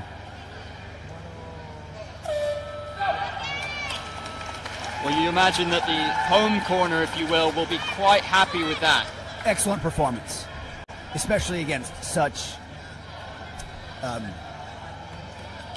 very experienced martial artist. That's what I was looking for. Such an experienced martial artist, an experienced opponent. More of the same, you think, Chris, in round two? I don't imagine Heng is going to change anything up. Heng likes to grapple. He likes to strike. He's just going to fight wherever he ends up. That blood coming from a little nick on the left side of the head from Arthur. If you watch these shots, these fighters are throwing to hurt. They're throwing punches with the intention of hurting each other. They're not trying to set up things. They're trying to damage each other. There was the takedown that we saw from blue corner that was immediately reversed. There was a knockdown. There was the ground and pound that we saw from Kim Hang earlier.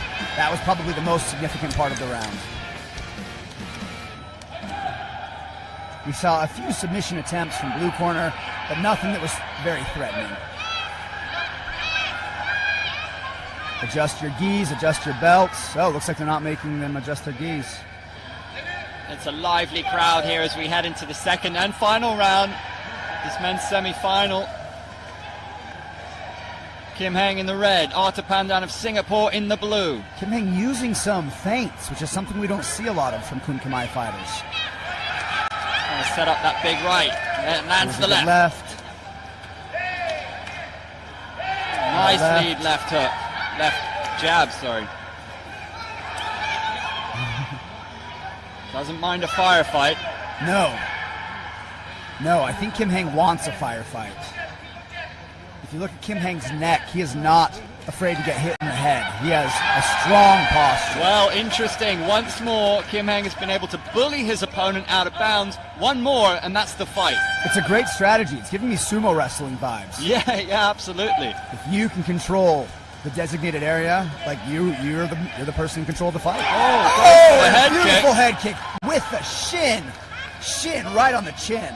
Pandan replied well with a low kick and looked unfazed. To his credit, the jab though from Kim Hang. Head kick, landing some nice shots, Arthur. Oh, and once again bullied out of bounds. That could be it. Is that it? This might be it. Let's see what the ref says. That's it. No, that wasn't 3. I'm not clear on the out of bounds rules, Andrew. My first instinct suggested that was the fight, and that was 3 out of bounds. The right hand lands. We continue the action. Oh, that one had to have counted. He just shoved him right out. That's it. There it is. And that's the fight. Hun Kim Hang of Cambodia gets it done. A brilliant all-round performance. He wins by bullying his opponent out of bounds on 3 occasions. Gets the job done. And he'll be delighted with his all-round performance. It was a solid showing from the Singaporean, but in the end, the Cambodian reigns supreme and gets the W. That was the only time I've ever seen somebody win an MMA fight with a schoolyard bully push. He just put that last to secure the win. He literally just pushed him out of bounds, schoolyard bully style. Amazing. That may have never happened. Ladies and gentlemen, presenting your winner out of the red corner by out of bounds decision from Cambodia, Hun Kim Hang. And that was a semi-final bout, meaning they will fight in the finals. Kim Hang will fight in the finals tomorrow.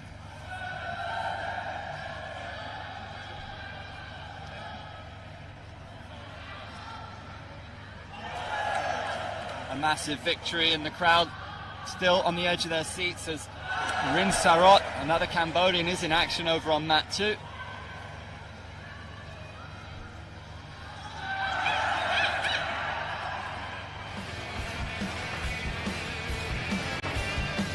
There's blue corner landing some good shots, showing some great boxing.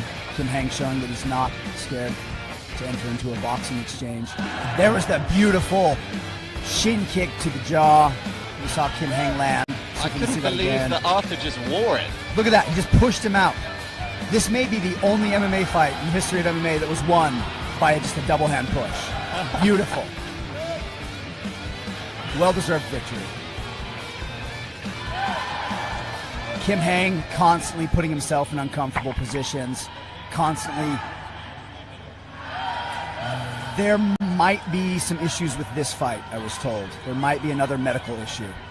Mai Mo is against Hajin Kim, but let's wait and see what they have to tell us.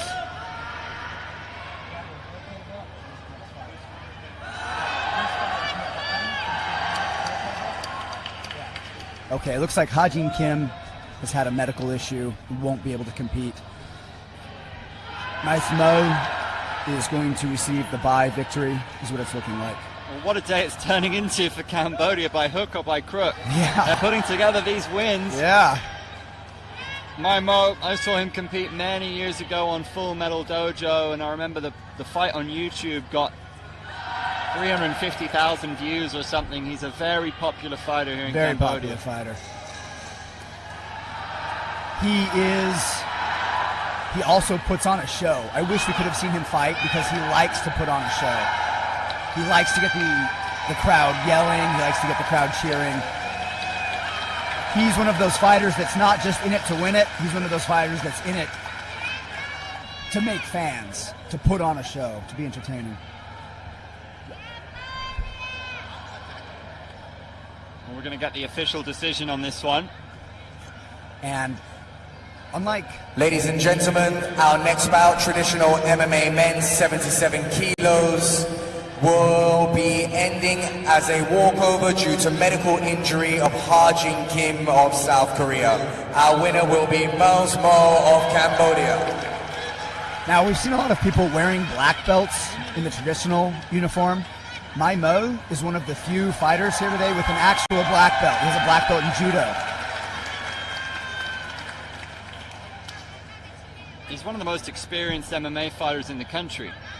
I was really wanting to see him fight. I wanted to see if he was going to use the lapels at all to help him with, to allow him to use some judo techniques. One championship veteran as well. He's been around on the scene for a long time. That was meant to be a round robin match, however, so my Mo should still have one more fight coming up. Unless he fought yesterday and I missed it. He might have fought yesterday on the second mat and I missed it. And there are two of the main drivers of martial arts progression in Cambodia. I am so sorry I forgot both of their names. They're hard for me to pronounce, even when I do remember them. But both of them are two crews. We have a wrestling crew on the right, the Kun Khmer crew on the left. There is Thiago Teixeira's wife and one of his kids.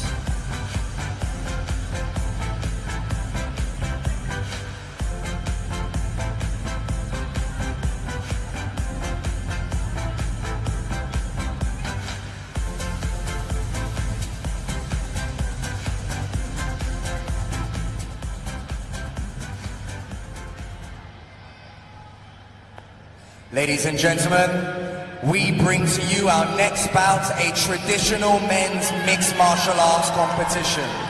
This will be a semi-final bout at 85 kilos.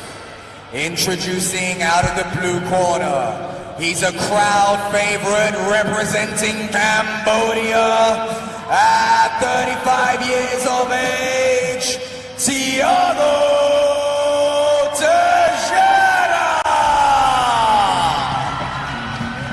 Big reception for Thiago Teixeira here today. And I'll tell you what, there are a lot of crowd favourites, but he's the only one who got the crowd favourite moniker from our MC. Yeah. And he does have a brilliant rapport with the local fans here, and it's very interesting to see a guy who hails from Brazil representing Cambodia. We've seen him fighting Kun Khmer, and we know he's one of the most explosive strikers around. And introducing his opponent, fighting out of China.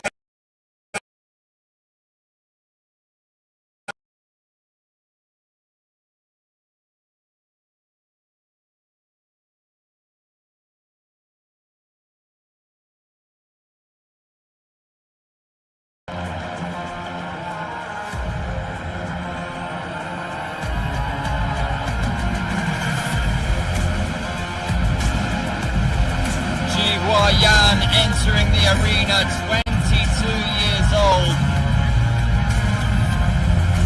He should be significantly heavier than Thiago. Thiago was expecting to compete in a lighter weight class. He is fighting up on what he usually would here.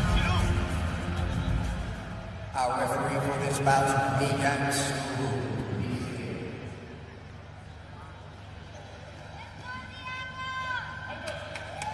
Thiago is fighting for Cambodia. He was given Cambodian citizenship because of his promotion of the art of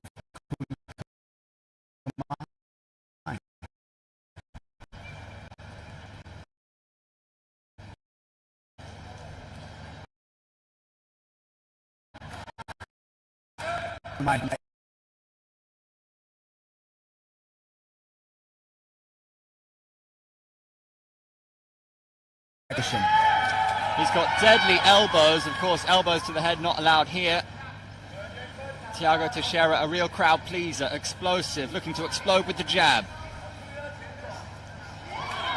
Nice knee to the body. He has phenomenal knees. Taken down early doors. That was a beautiful trip, or reap, we can call it, from Jihua Yang. Yang looking to show his dominance from this position. Thiago.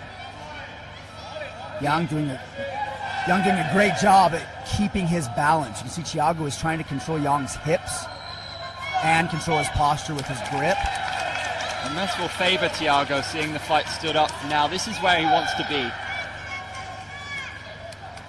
He was taken down surprisingly easily, which makes me think that Yang must have a strong wrestling or judo background. Oh, nice side push kick, sort of a side teep. Big overhand right, swing and a miss though from Thiago.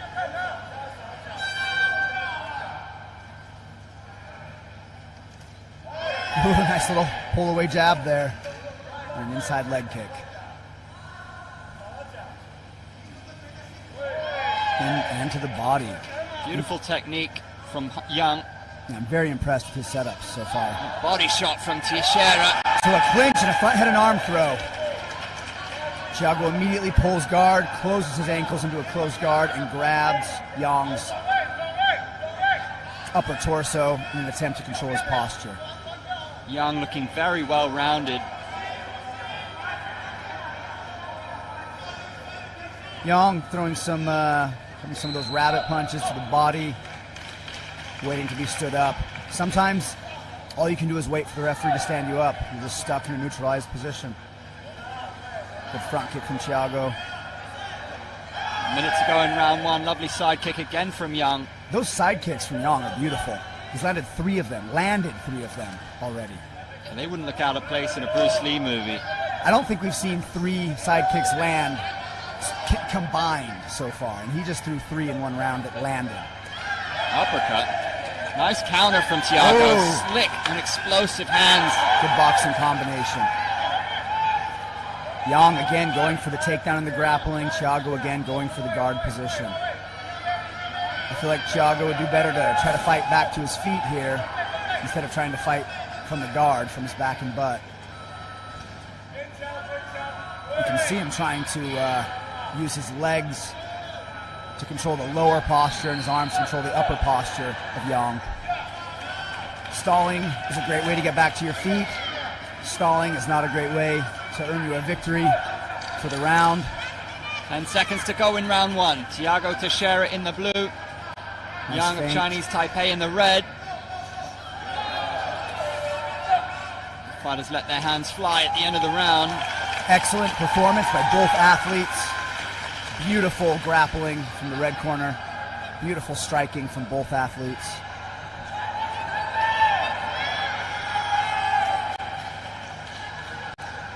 Impressive all-round display from Yang, you have to say. Those side kicks, and we're going to get another look at them, were beautiful. That knee to the body was solid from Thiago, but the takedown offense here, that hip throw. You see how he grabbed the lapels to help with the throw? I'm so glad some of the traditional fighters are using the lapels for their offense. There was that beautiful side kick. We've seen elements of judo, taekwondo. Yang's really mixed it up. Look at that. Yeah, beautiful. Textbook. Yeah, beautiful head and arm. And he brought the reap in with it, with his leg. You can see him just waiting here. Great front kick right there from Thiago. Those knees from Thiago were gorgeous. Just misses with the counter on that occasion. Thiago's showing some great knees and some some good boxing combinations. He clearly needs to be a little more cautious when it comes to clinching, however. Red corner seems to be getting the better of every clinch engagement.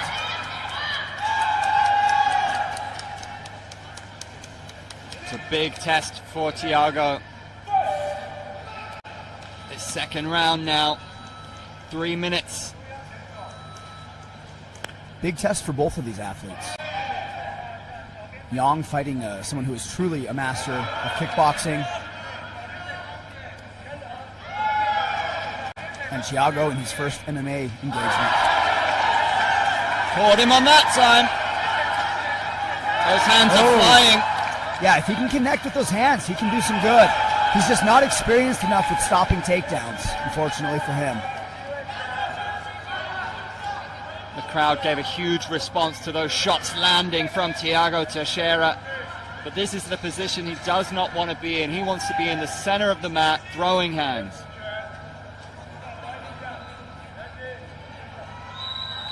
And the referee will stand them up here. That's probably the best thing he can do at this point against a more experienced grappler, is just try to stall and get back to his feet. Those side kicks doing work for Yang. Nice leg kick. Looked like it was pretty close to the knee, which is illegal in this venue, in this promotion rather. Kicks must be above or below the knee joint. Tagged him with the left, Thiago.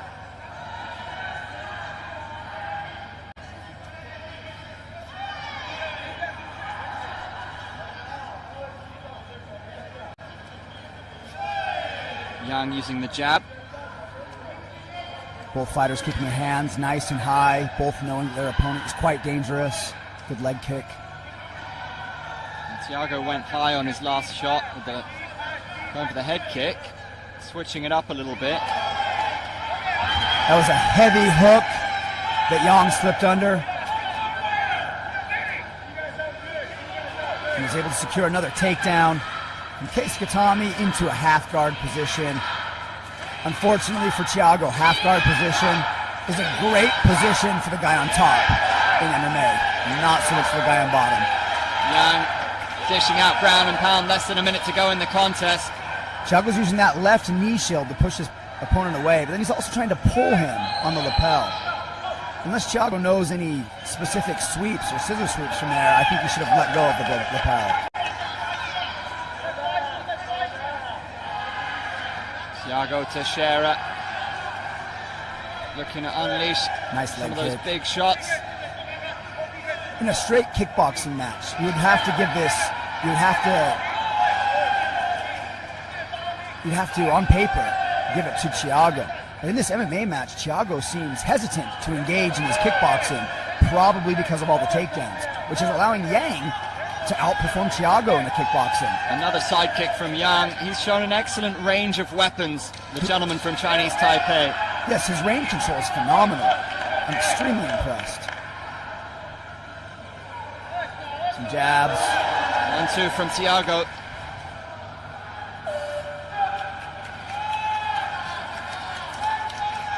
I feel like that almost definitely went in favor of red corner, but let's see what the judges have to say. Thiago absolutely landed some good shots. Thiago was looking good on his feet. He just was dominated when it came to the grappling. I feel like Thiago needs to find himself a good judo or wrestling coach to help learn how to not be taken down. If he desires to continue in MMA, that is.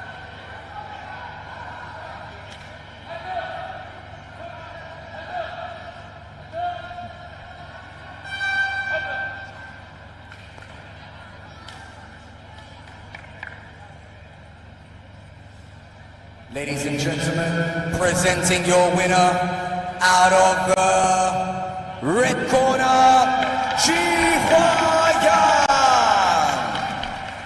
Jihua Yang showcased better mastery of the mixed martial arts.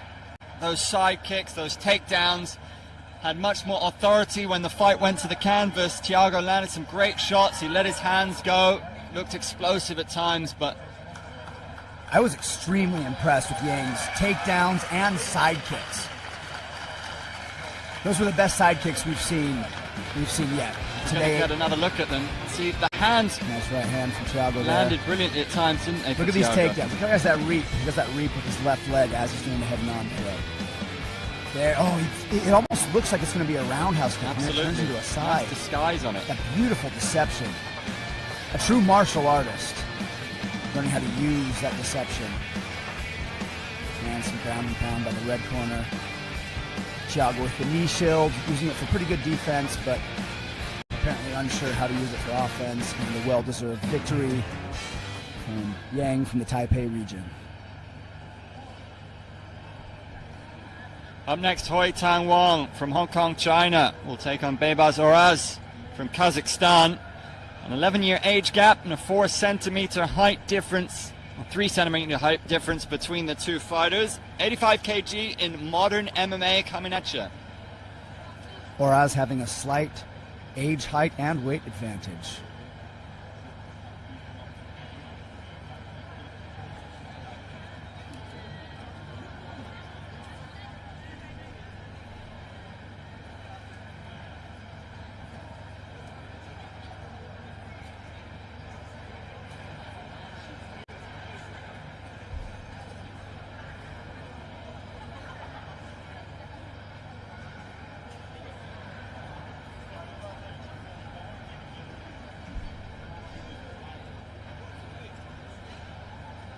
Three more matches for today, at least on mat 1. Cambodia doing all it can to promote martial arts and athleticism here in the kingdom.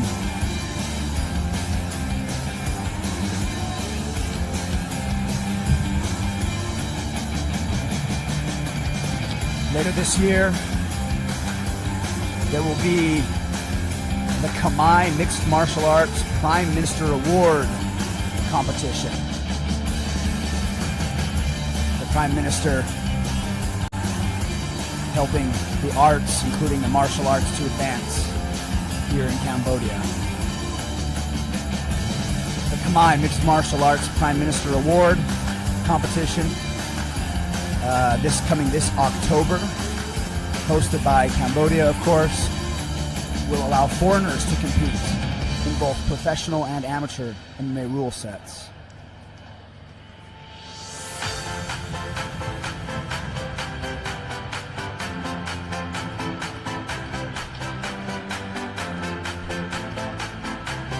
The most recent Asian Games, SEA Games, that happened here in Cambodia. The Cambodian government actually flew in all the athletes from the other countries in a huge display of sportsmanship. Cambodia, even threatening athletes that looked like they were going to beat the local athletes, they still flew them in. They gave them hotels, they gave them food for the entire week they were in town. Cambodia really dedicated to advancing its athletic and artistic cultures. In a few years, Cambodia will also be, in 2028, Cambodia will be hosting the ASEAN University Games, and in 2029 they will be hosting the Asian Youth Games. Mao back in his civvies. And now we return back to men's modern mixed martial arts, a round-robin bout at 85 kilos. Introducing your fighter out of the blue corner, coming from Kazakhstan, 20 years of age, weighing at 85 kilos, Bebaz Oraz.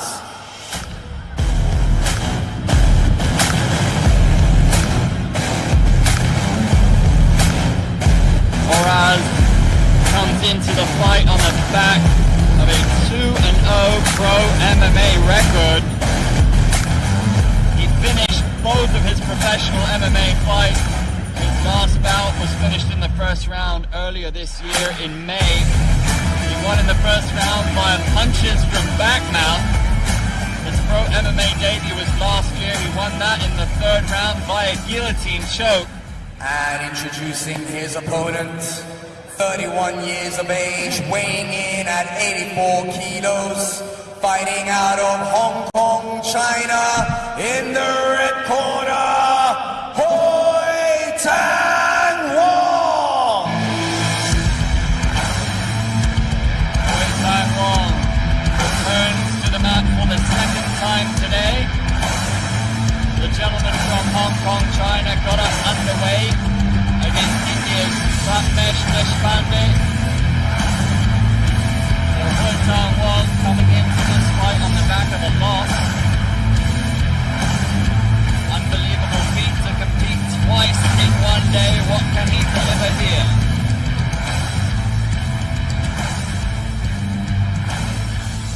Two fights in a day. Real warriors, man. Our referee for this bout will be Yang Su. Please begin the fight. Please begin the fight. So ominous, so polite.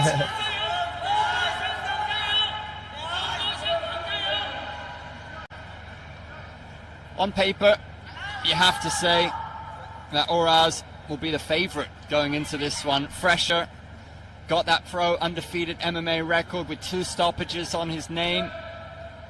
And Hoi Tang Wong came unstuck earlier today, will be more fatigued, you imagine? Almost certainly. He did win by knockout, though.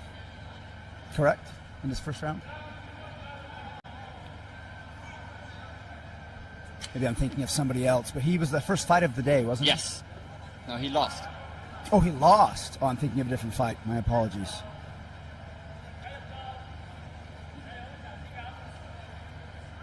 The southpaw versus orthodox stances. Both fighters looking for that outside control with their lead foot. You can see Wong feinting, using his torso, using his level changing, and he receives a kick to the head from Oraz. Nice head kick, wasn't it? Early on in the fight. Yeah, snappy. It didn't even need a setup. It was just whack there. Hoi Tang Wong, remember, likes to use that low hands, kind of Conor McGregor style. Both fighters moving into a southpaw stance. See how this changes the dynamic. And back into an open stance. Oraz switching stances, looking to mirror his opponent at times. Looks very cool and calm in there. Cross to the body. Looked like more of a probing cross to see how his opponent would react rather than to cause damage. Same with that uppercut, kind of a feint uppercut. That one looked like he was trying to land, but Wong slipped it.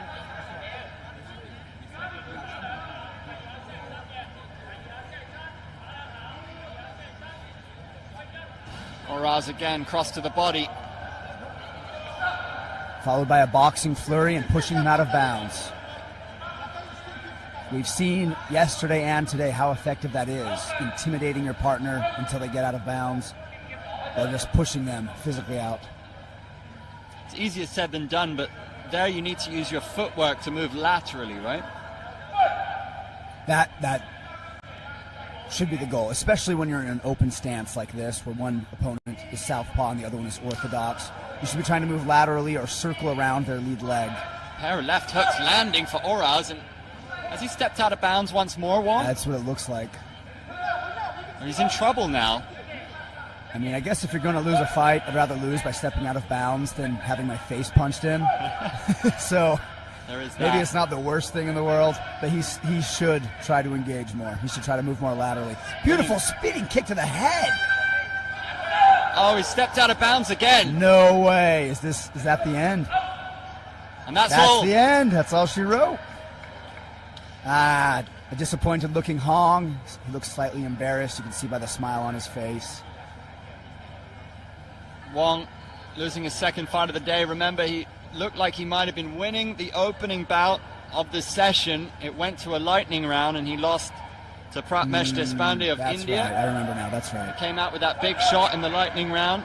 That's right. And here what we saw was a very cool Oraz who started to find his rhythm, find his distance, land some lovely shots, and gets the win by 3 out of bounds. Great fight for Oraz, didn't take any damage.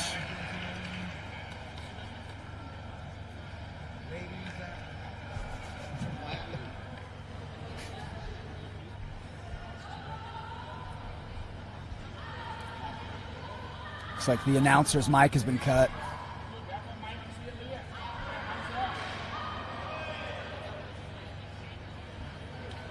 Ladies and gentlemen, presenting your winner from the blue corner, out of Kazakhstan, Bibaz Oraz. Looking at these highlights. We heard that one clip off the elbow. Yeah, that probably didn't feel good for either fighter. No, that hurts the toes. Spinning back kick to the head. That was so fun. That was so beautiful. Lovely. Excellent display of kickboxing by Blue Corner there. That left hook counter was slick as well. A fight going on mat 2. You can see on the screen. That is Derek, a local Bokatar fighter, Kun Khmer fighter, and coach. He has done a lot for the promotion of Kun Khmer as well, and Bokatar in the kingdom. You can see those two fighters going at it on the second mat. I wonder who those guys are. They're some of the big boys brawling. Man, I wish I had a better view of their fight. There's a bunch of people standing between us and them.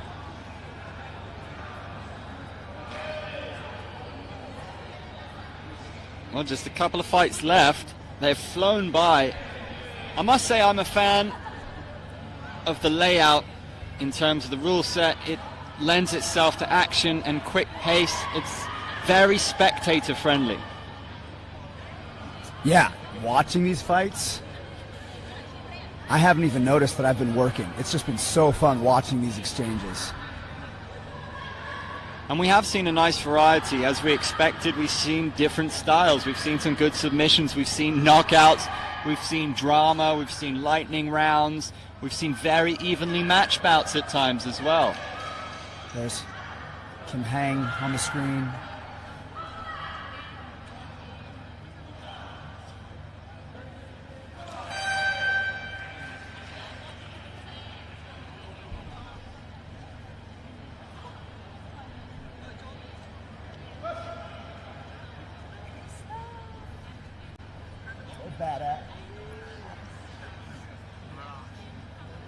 Little Frog is behind us. Victorious Little Frog has some ice on the face after fighting back-to-back days here. She's experienced it all. She went to a lightning round yesterday, didn't get the victory, and then fought so hard today to get the W as we move on to our next fight. Seo Young Park of Korea Republic, the 21-year-old. Aprilia Eka Putri from Indonesia at 22. Comes into this fight on the back of a win via walkover.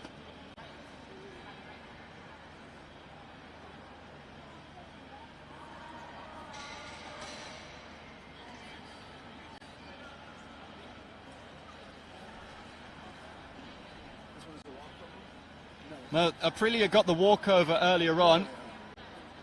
We're joined now by Cambodian superstar Tarawat. Want to say hi to the fans, Owen?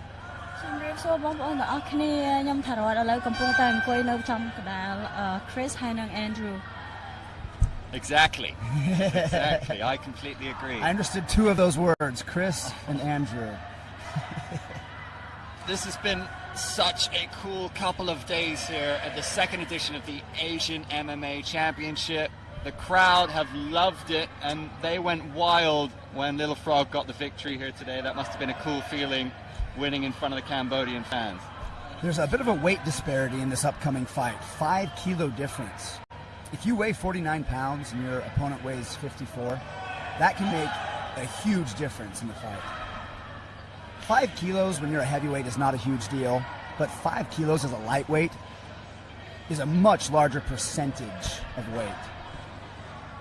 Even 2 kilos difference for me too. Even 2 kilos is also different for me too.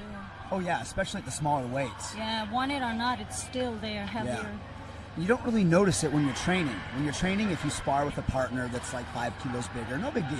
Yeah. Because they're just playing. But in an actual fight. While we have you here, can we ask for your thoughts on your fight? How did it go? How did you feel? I feel great, but also feel a little more hurts my feeling more than yesterday, because I feel a little regret because I should have done what I did today. You were very mobile today. You moved your feet a lot. You feinted a lot today. Yeah, but yesterday, I thought it was a chance. It was a good chance because in my division there were 6 women. Okay. So I was thinking that probably it was a good idea if I do the shooting, double leg or whatever. This is what I picture myself, and maybe win in a short time. But things never went as we wanted, so I was regret that I've had did. so many fights on where I lost and thought I should have done something different. It's just part of the learning experience. Yeah. You learned from it immediately and adjusted your strategy in your second fight. Right. How Right. pleased Look at were that, you you're with your learning. boxing, with your hands today, the shots that you did land? Sorry? How pleased were you with your boxing, with the strikes you did land today? Oh, I think this one made me happy because in sparring I didn't get to hit my partner a lot, but in this one today I did hit her and I saw her got bleeding. I feel bad, this is not a harder fighter, I admit that, because a fighter always hungry to win, and once you see your opponent get beat up or bleeding, you keep on going, and I was like, oh man, I feel bad for my opponent. And it's just like, in the other head of my half head said that you did a good job, Tarawat. That's a good punch right there. You got a target. That's why she got bloody nose. And I was like, oh, okay, I will keep on doing that and then try to move my head. Can I ask you, after losing yesterday, you were so disappointed. I was so Were you really disappointed. pleased that you had an opportunity straight away to go and put that right? And did it feel even more satisfying that you got the job done? If I did what I did today, I think I would. You'd have 2 wins. Are you happy that Yeah. you got to come right back to fighting, though? I am very next happy day. because yesterday I was texting you back and forth. Like I didn't feel well. Right. Also, my right shoulder, my old injury got me really bad. And earlier too, after I won my fight, I cried because it hurt so bad. It went on and off, it's crazy. And also yesterday my head, so dizzy and it hurt. I'm like, man, tomorrow I don't know if I could do it or not. But then when I woke up in the morning, it's a new day. It's a new day. So I kept encouraging myself and I said, I'm still alive, bro. I'm still breathing. Great So, attitude.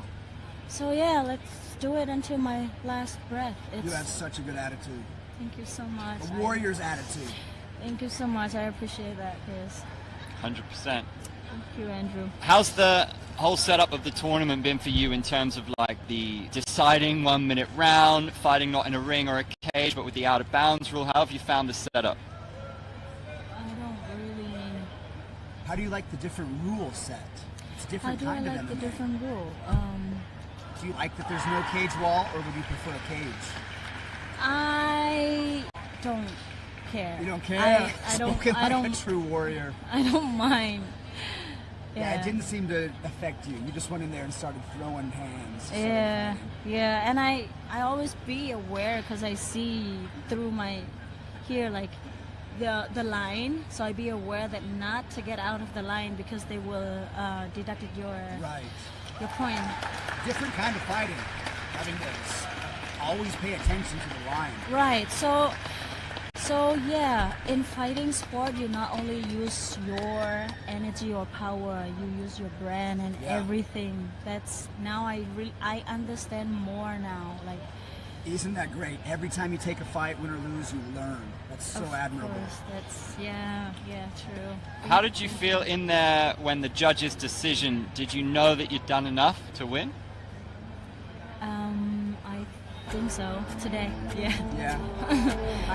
Yeah, I land the punch a lot on her. Excellent boxing. Yeah. So glad you utilized your footwork and hands. Oh, I'm happy to hear that then because I think my boxing before wasn't that great. What's the rest of the team saying? How are they feeling about the tournament? The rest of the Cambodian team? They said, well, Cedric said that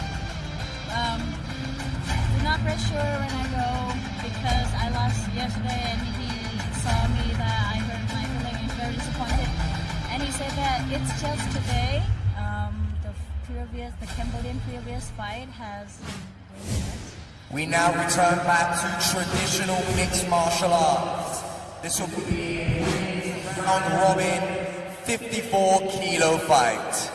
And introducing out of our blue corner, fighting out of Indonesia, weighing in at 54 kilos, 22 years of age, Aprilia.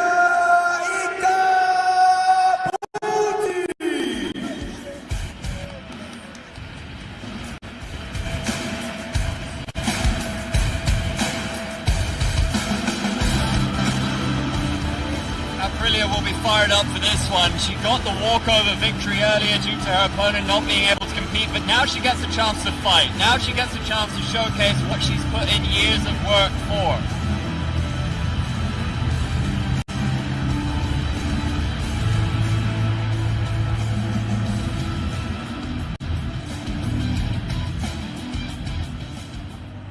And introducing her opponent, 21 years of age, fighting out of South Korea at 54 kilos, in the red corner, Soo-Young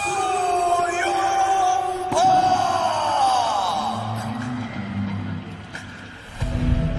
Again, a bit of a weight difference here. Red corner coming out weighing 54 kilos. She has a nice black eye on her left eye. Looking tough, looking scary, but looking happy. Looking happy to be here, the South Korean.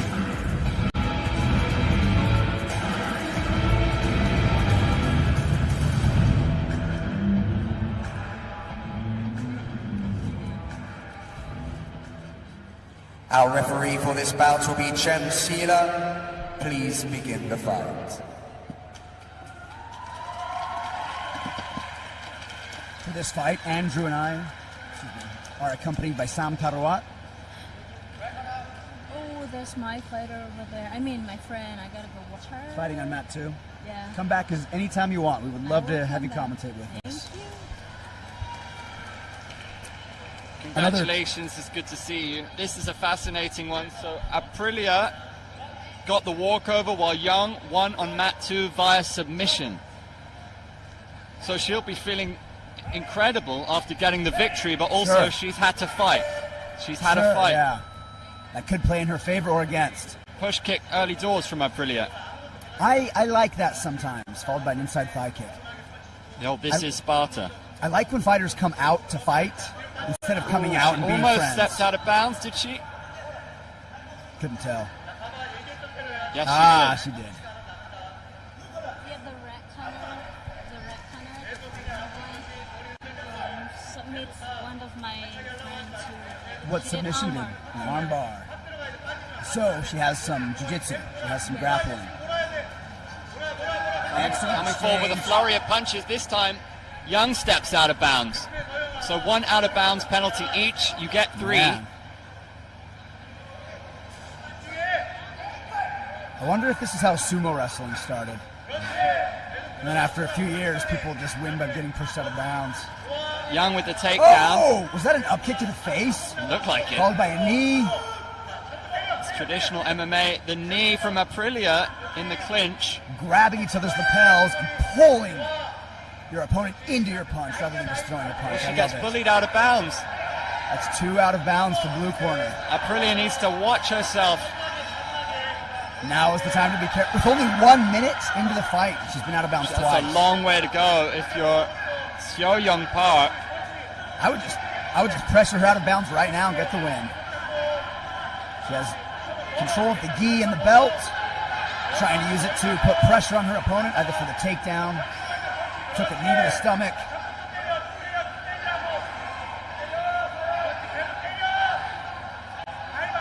Blue corner trying to fight back in the clinch as well.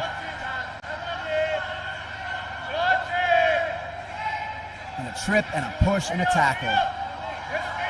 Seo on top, looking for some ground and pound, and there's the stoppage. The reset, I should call it.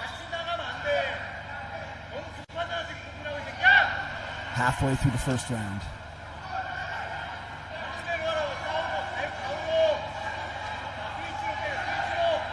Nice footwork from Seo Young Park.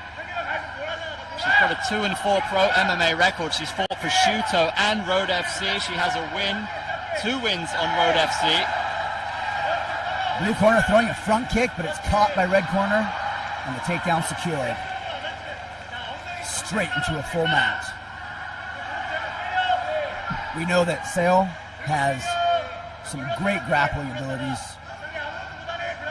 As Tarawat was just telling us, she got an armbar victory in her last fight. Less than a minute to go. Park in a dominant position. Working across from side control.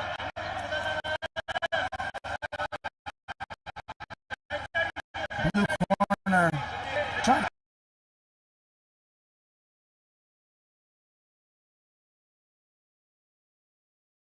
yeah, it's right on that edge. It is just enough action to keep it going, but almost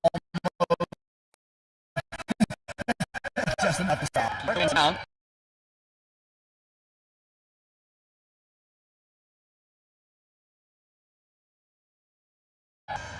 Seems inevitable.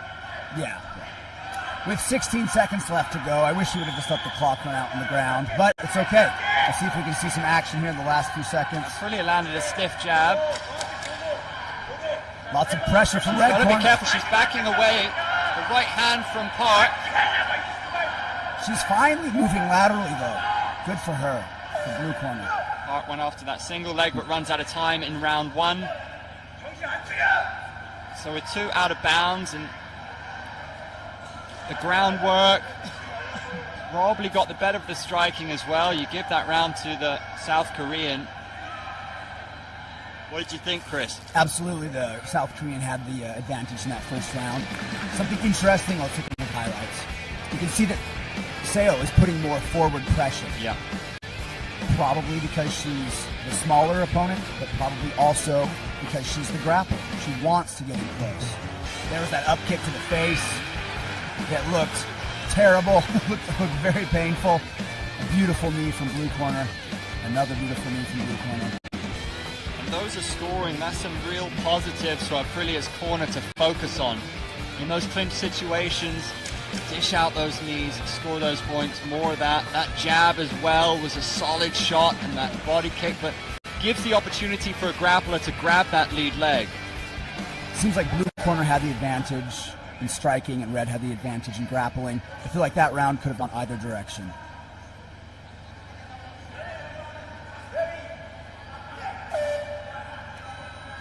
Aprilia in the blue, Park in the red. Some good head movement. Tagged her. Big right hand from Park.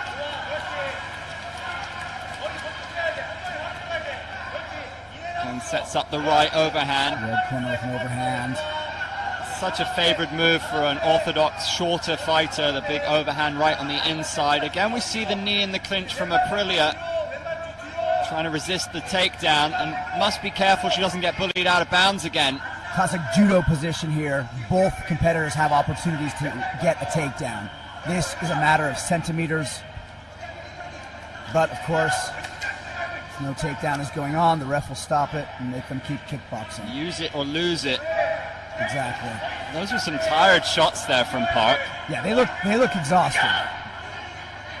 Park especially is looking fatigued. Yeah, look how slowly she got up. Aprilia is starting to sense that, you know. Good level change. The good thing about being a shorter fighter is that it's easier to level change and enter into a clinch. Less than 2 minutes to go in the second and final round. Looking for a classic wrestler's reversal. Moving into a single leg. Blue corner sprawls out of it, stands back up. Again, looking for that single leg. Aprilia could have gone for a back take, but you can see she'd much rather get the fight standing again. Yeah, she's been dominating in the standing. Maybe not dominating, but she has had the advantage in the stand-up. So it's understandable. Look how tired they both are. And another takedown. She's going after that single leg time and again now is Seo Young Park. I would like to see blue corner punish her on the ground. Oh, was she going for a soccer kick? That's what it looked like. Yeah, the referee might have a word. Head kicks to a grounded opponent are illegal. Trying to emulate Park Ji-sung. Those soccer kicks should be to the ribs. They're illegal to do to the head. But sometimes you get caught up in the heat of the fight. Yeah, that was a surprise though. I, for one, enjoy soccer kicks. Not receiving them, but... But seeing them is quite entertaining. That was a lovely jab from Aprilia. Yeah, she great might be shot. sensing the fight swinging in her favor now. Just a minute left to go in the contest. Classic 1-2 combinations coming from the Indonesian, but good counters from Seo Young Park. And look how good blue corner is staying in the center now, not allowing herself to be pushed out of bounds. Conditioning question. Caught her on the chin, Aprilia. There's the jab once more. Ooh, and another. She's landing those lefts really, really cleanly. And there was a clean right. Seo Young Park is wide open though. Her hands are down. She's very fatigued. You should never drop your hands when fighting a taller opponent. Aprilia should be fresher. Remember, she had a walkover. Left hook to the face. Another left hook. Showing those fundamentals with the 1-2. Seo Young Park looks out on her feet. There's the 1-2 once more. The Indonesian looking to end the fight strongly. Big right hand from the South Korean. Excellent second round for blue corner. I suspect this might go to an overtime round. Well, that was fascinating to see. You really recognize the signs of a very tired fighter in the latter stages of those exchanges. Did you empathize with those two women out there? We've got Little Frog back with us in the commentary booth. Hi, What did you make of that round? These women are about your weight, Owen. They're about your weight. Yeah, Any thoughts about them? They're a little smaller than you. But the red made me impressed with her takedown because she also won over my friend yesterday. Right. And her friend wearing black t-shirt right there, the one that I fought yesterday and got me an armbar too. Oh. But yeah, but I fought for it and I took my arm back. Yeah.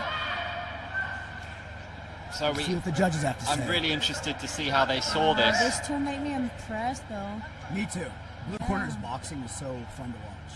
Yeah. We could see a draw here, in which case we'll have a deciding lightning round. Ladies and gentlemen, presenting your winner out of the blue corner from Indonesia, What was fascinating about that is that Aprilia was in tears. She must have had an inkling that she was going to win, but imagine if they'd have called the draw, you're in tears, and then you got to go out and fight for another minute. That would have been insane. Fighting is such an emotional sport. More emotional than anything I've ever done in my life is fight. So when you see fighters step off the mat, win or lose, you will see them cry. It is not uncommon. You will see some of the... That's true. Yesterday I lost, I cry. Yesterday I win, I also cry. It's so emotional. Let's take a look at this replay. Beautiful right hand to the face. Blue corner landing some beautiful boxing. Some excellent grappling by red corner, but she was a bit fatigued. There was that soccer kick, that illegal soccer kick to the downed opponent. Yeah, those are illegal. But even with the warning, she was still able to secure the victory. The boxing of blue corner was definitely what won her this fight. There's another left hand landed. She landed so many left hands in that second round. Good fight, very close. It could have easily gone to a third round, but in the end, that was a well-deserved fight. Tarawat, this is one of your teammates and friends. Yes, she's my best friend. One of my best friends in Tarawat. I hope she do good. I hope she does too. It's her first time MMA as well. This is Chendara's first time in MMA? Yes. What is her background? What is her martial arts Our background is also Bacatao. She came to train Bacatao a bit, I I think 3 or 4 years after me. Didn't she train some Korean style also? Oh yeah, she did Taekyon, the very traditional Korean martial art. Both guitar and Taekyon, two very traditional styles. It's gonna be very interesting to see her in MMA. Yeah, I can't wait to see her fight. This will be 2 5-minute rounds. Our finals are 5 minutes. That will put a huge Oh, that's spin. true. I thought it was still 3. Oh yeah, this is the final, so it's gonna be 5-minute round. Dang. This is for gold and silver. Yes. Do you know anything about her opponents in Indonesia? No, I don't know. I didn't get to take the research.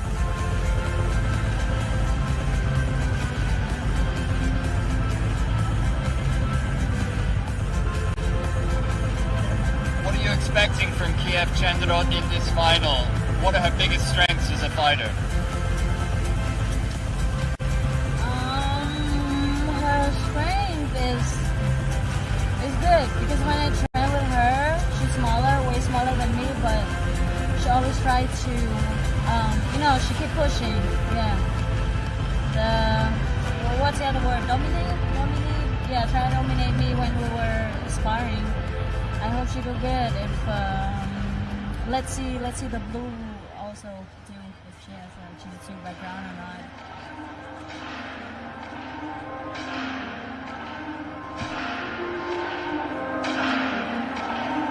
Turned out a lot. She's a strong kicker. Is she a pretty strong kicker when you spar with her?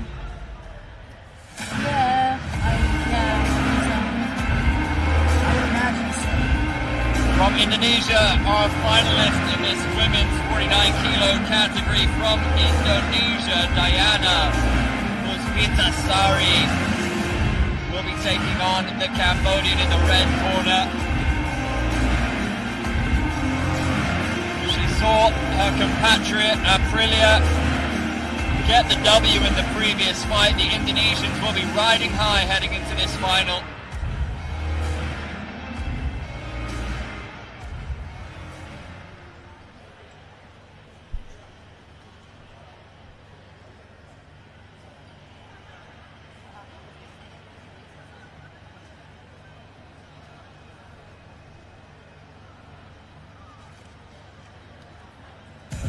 Look like a real fighter more than my face. Yeah, she looks like she's here to throw down. I imagine she'll get a very warm reception here. The crowd. Another crowd favorite here in Cambodia. This is a landmark moment. This competition for mixed martial arts in Cambodia. The sport is growing.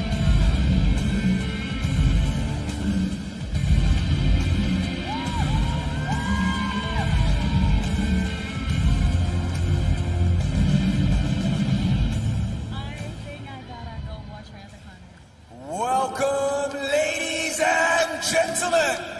We bring to you our first championship bout. It will be a traditional mixed martial arts. 2 women fighting at 49 kilos over 2 5-minute rounds. And without further ado, introducing you to your first contender in the blue corner, fighting out of Indonesia at 22 years old, weighing in at 49 kilos, Diana Puspitasari.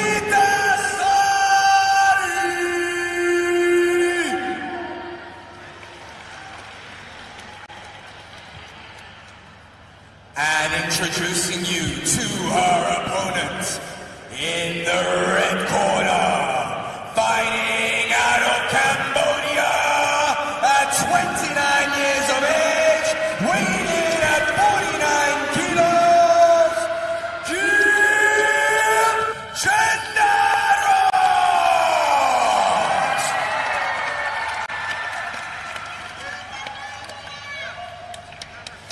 judges for this final will be Randall Long, Yuan Chunbo, and Ma Shuang.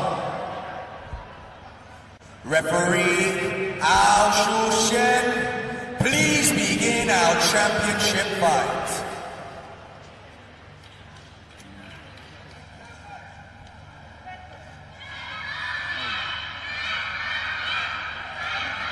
Just listen to that crowd. They are super excited to see a Cambodian in the final.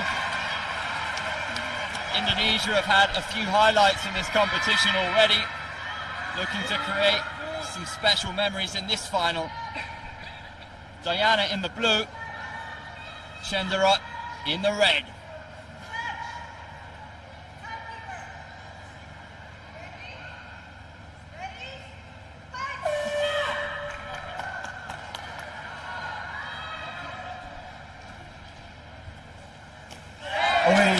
Overhand from the Cambodian, they clinch. Oh! That's the takedown. Interesting grappling exchange.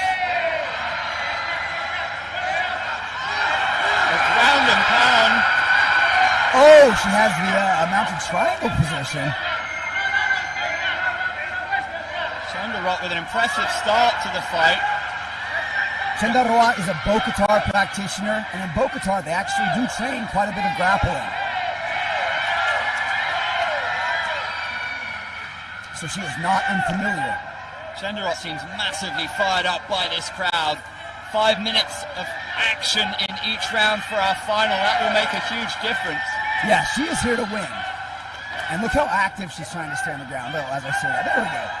And the referee might give her a bit more time to work in a final. 5 minutes. With 5 minutes, we might see more grappling than normal. This referee seems a bit willing to let them. I can't tell if she. Okay, I saw the referee clap. I wasn't sure if it was a warning or not. She's in full mount position here, Chendarot. This is really advantageous. Can she make the most of it? She's landing some ground and pound. You can see she's grapevine her opponent's legs, which is a great strategy for keeping her opponent's hips pinned to the floor. But in this sort of a setting, I'm not sure if it's going to get them stood back up. That was a solid shot with the left hand. Diana trying to defend and keep her close so she doesn't have that distance to really rain down that ground and pound. Yeah, she's sitting very close, body to body, which makes it hard to ground and pound. She's wrapped up that left arm so to avoid some elbows to the body. Now with her posture up, she's throwing some punches. Unfortunately, she lost the top position with that posturing. Luckily, she is the more dominant grappler and is able to move back to her top dominant position. Full mount once more. Posture fighting. I love that the referee is letting these girls fight. I love that she's not just standing them back up. Again, she finds herself in full mount. 2:30 gone in the fight. 2:30 left in round one.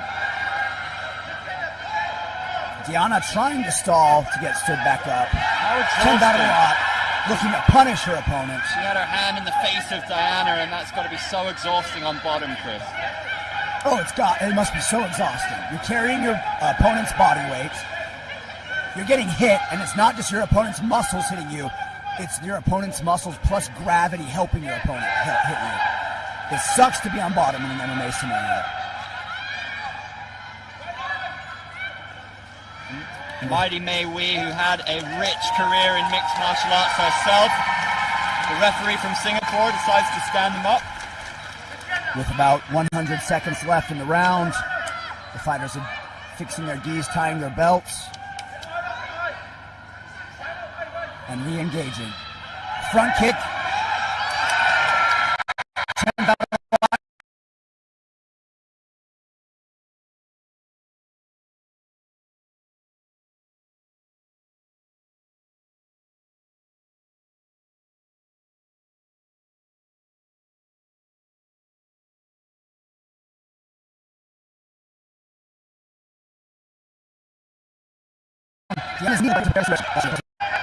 Diana defends. good for Chendarawat, giving up the back to keep top control. Top control should always be the #1 goal in MMA grappling. Chendarawat needs to lower her base. Oh, she needs to get around that arm and take the back. Seatbelt grip. Rear naked choke is on potentially, but she's in full mount again. She decided to let go of the back in favor of full mount, which I agree with in MMA settings. She's digging to the body and smothering her again once more. How exhausting could this be for Diana deep into round 1? Diana is going to come out exhausted in round 2 because of these grappling exchanges. Chendarawat is doing something that all intelligent grapplers do, and that is smash and pressure the bottom opponent. Make them carry your weight and get exhausted, especially in early rounds. Because she grabs her neck and just drags her back to the floor. The referee noticeably is giving these women more time to work on the ground as it's a final and we have 5-minute rounds. And this referee, including yesterday, is my favorite referee here. Cut to the body, hook to the head. Well, that right hook was solid. It was. Inside leg trip attempt. They love it. They love it here in Phnom Penh. The National Sports Complex at the Olympic Stadium here in Cambodia. What a setting. And we're getting a performance so far from the Cambodian that suggests we're going to have a very happy home crowd.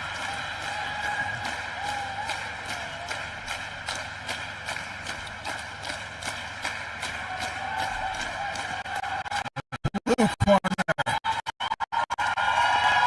Needs to try to stick and move. One move to blue corner makes it less likely that she'll be taken down. She is clearly a weaker grappler. She needs to try to keep this match striking. Easier said than done, especially in a 5-minute round. Well, John Reach has been a very busy man of these 2 days. He has cornered so many fighters. Yeah, it might be a blessing that he wasn't able to fight himself because he may not have the energy to be cornering and fight. Yeah, the emotional energy needed to corner somebody. I've done it, but... Yeah, I've done it a handful of times, and you get... Oftentimes, the cornerman gets more involved in a fight than the fighter. More emotionally involved, I should say. Here we go, round 2. 5 minutes to go in this final. Diana rocking the blue. Right hand from Chendarawat in the red. They're going to throw some leg kicks. And then landing some punches. Diana with the 1-2. That's much better from the Indonesian. Though the knee and the right hand from Chendarawat comes firing back. Before playing it smart. She's moving out of the clinch and keeping striking match. She's got that right hand counter. Caught Chendarawat. Inside thigh kick. And now she's fainting. Ooh, she took the punch straight to the face. That knocked her head right back. Yeah, that right hand is a weapon. There it is again. Blue loving those inside thigh kicks. Nice snappy left roundhouse kick. And it's setting up the right hand for Diana. Again with the inside thigh kick. Gets tagged with a right. And again. Those left roundhouses over and over and again. Not causing a lot of damage, but she's using a lot. A knee from Chendarawat, and we don't get momentum from Diana. It's important that you give a knee and you get one. An outside thigh kick. Chendarawat also trains a traditional Korean style called Pyeong, which is very kick heavy. So I expect some kick from Chendarawat. Nice straight right from the blue corner. She's having a moment in the second round, Diana. Those low kicks are setting things up. Those for spinning back fist. Spinning back fist, but red corner clinches. They exchange knees. Watch out, wait for Diana. Who's fit to sorry. And then from left, snap around the house kick. Nice right hand again. We haven't seen kicking attacks from Chenro surprises me. There's a big right though.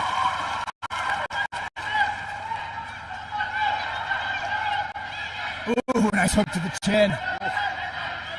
Letting her hands fly, Diana. I don't know what her coaches told her between rounds, but whatever they told her, she adjusted accordingly and is doing so well. Much more impressive round this from Diana.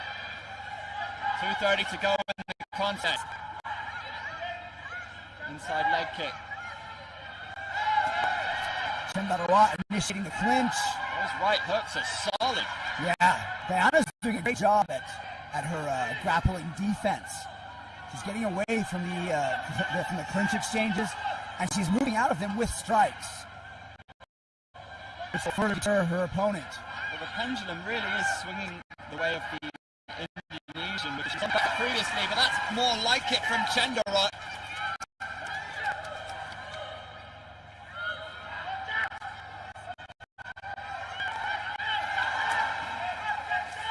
Overhand right attempt, miss. Level change, hip control. She was unable to secure the takedown and instead pulled Diana on top of her. Difficult to secure the takedowns with the same ferocity late in round 2. As you get exhausted, takedowns get so much harder to do. And this Diana is with her own change in ground the and dynamic pound. of the fight. Chendaroa turning her back away from her opponent. That is a dangerous idea. Fatigue, no doubt, playing a part in proceedings here. This is a really crucial spell in the fight now. Looking for that rear naked choke. Final minute. These ladies have been fighting for 9 minutes now.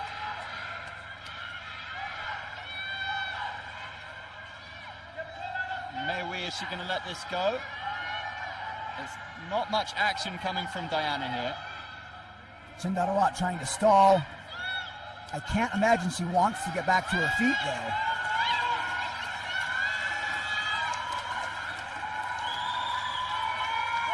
And there it is. Maywee decides to stand the action up. Chendaroa is exhausted, getting back to her feet very slowly. She comes to retie her belt. Clock has stopped with just under 30 seconds to go in this women's final. Nice belt kick there. Big right hand gets the pop from the crowd. Knee. 2 knees without reply from Diana. Another There's knee. a A third knee. 5th knee, followed by a body kick. 5 knees and then a body kick. That has to hurt the ribs. Chendaroa needs to dig deep in this final 10 seconds. This could go either way. 1-2 with body kick at the end of the combination for the Indonesian. And it will be fascinating. How is this going to go in the eyes of the judges? Because for me, the first round, Cambodia. The second round, Indonesia. I feel like the second round might have even been a 10-8 round for the Indonesian. She dominated. Chendaroa did so good in round 1, but she looked so tired in round 2.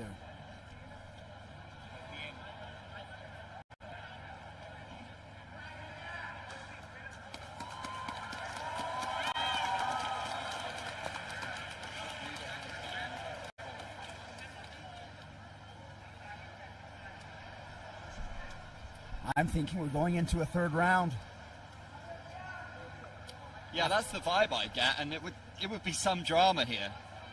After 10 minutes of just these two ladies brutally beating each other, one more minute is going to be rough. One more lightning round, as Andrew, you've been calling it, which is a great term for what it is, because they just go all out. Both these women look exhausted. They're going to have to dig so deep, and sometimes there's a beauty in that. When you have given everything and then you have to dig deep and find something extra. Ladies and gentlemen, we are taking this to a championship round. As we suspected, that's what's going down. Well. Well. Now is where we see who has more conditioning and who has more heart. Oh! Immediate pressure from blue corner. Strong pressure from blue corner. Chenderot looking for that heat-seeking right hand. She lands it. An attempted knee from Chenderot. Diana with the 1-2.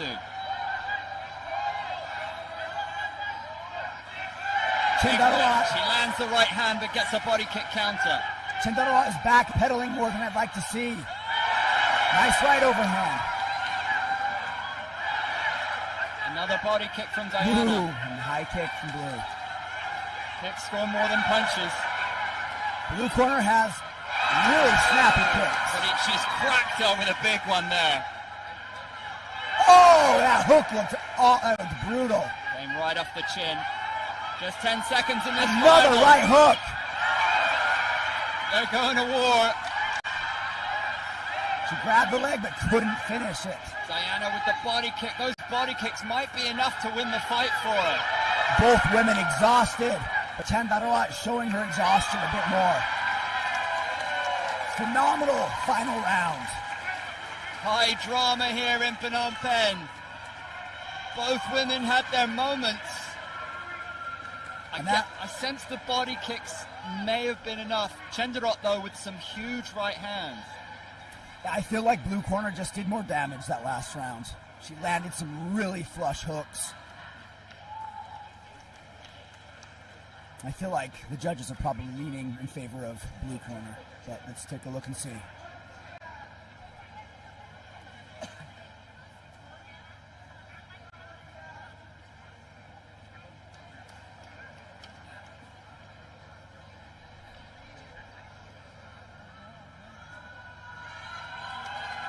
Look at that, the face of a warrior. Both these fighters gave it everything out there in this women's final, and the crowd have been showing their appreciation. I've gotten a look at both fighters' faces. They are both beaten and bruised. But both still looking like warriors, holding their heads high. And Diana is bouncing around in her corner, and that's really to show how fresh she is, to show that she could continue. Of course, a little bit of nervous energy as she awaits the decision. No doubt a factor.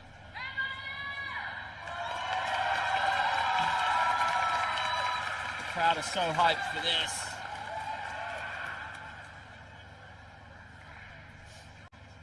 The judges deliberating. And here comes one of the judges.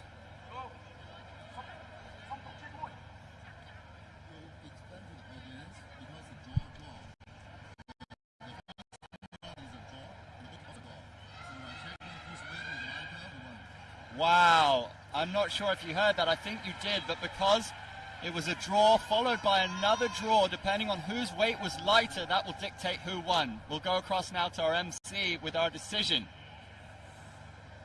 Ladies and gentlemen, due to a tie battle, this decision will come down to fighters' weight. We stand by for an announcement. There are no draws in AMMA. Absolutely fascinating. What a way to lose or to win a fight. By all accounts, both these women deserve the plaudits. They left it all out there. They gave everything. One of the best fights I've seen at AMMA. Just tenacity and ferocity and technique. I mean, judging by their demeanors, I don't think they know who was lighter. I don't. Do you? Well, the weight category, they gave them the same weight. But they might be looking right now at the official weigh-ins. Maybe that's why it's taking so long. They're trying to find the official weigh-in weights. Are the crowd shouting one more round? Or Chenderot? Chenderot. No, Chandara. Yeah, I mean, because the organization are not going to change the rules. However, if this was pro MMA and this was just an organization, like a Full Metal Dojo, they would just have another round. Yeah, Full Metal Dojo especially. Full Metal Dojo might have just cut the timer and let them keep going. Because they were having a fun fight. The drama is palpable.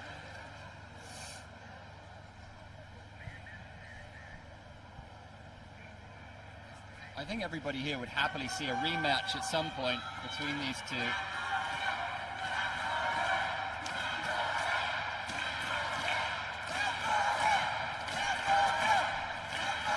The judges have come running across to the MC with the decision. And it's going to come down to margins, fine margins.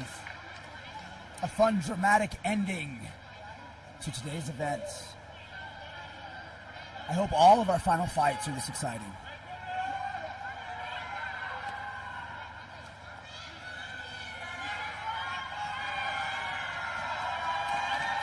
Here we go.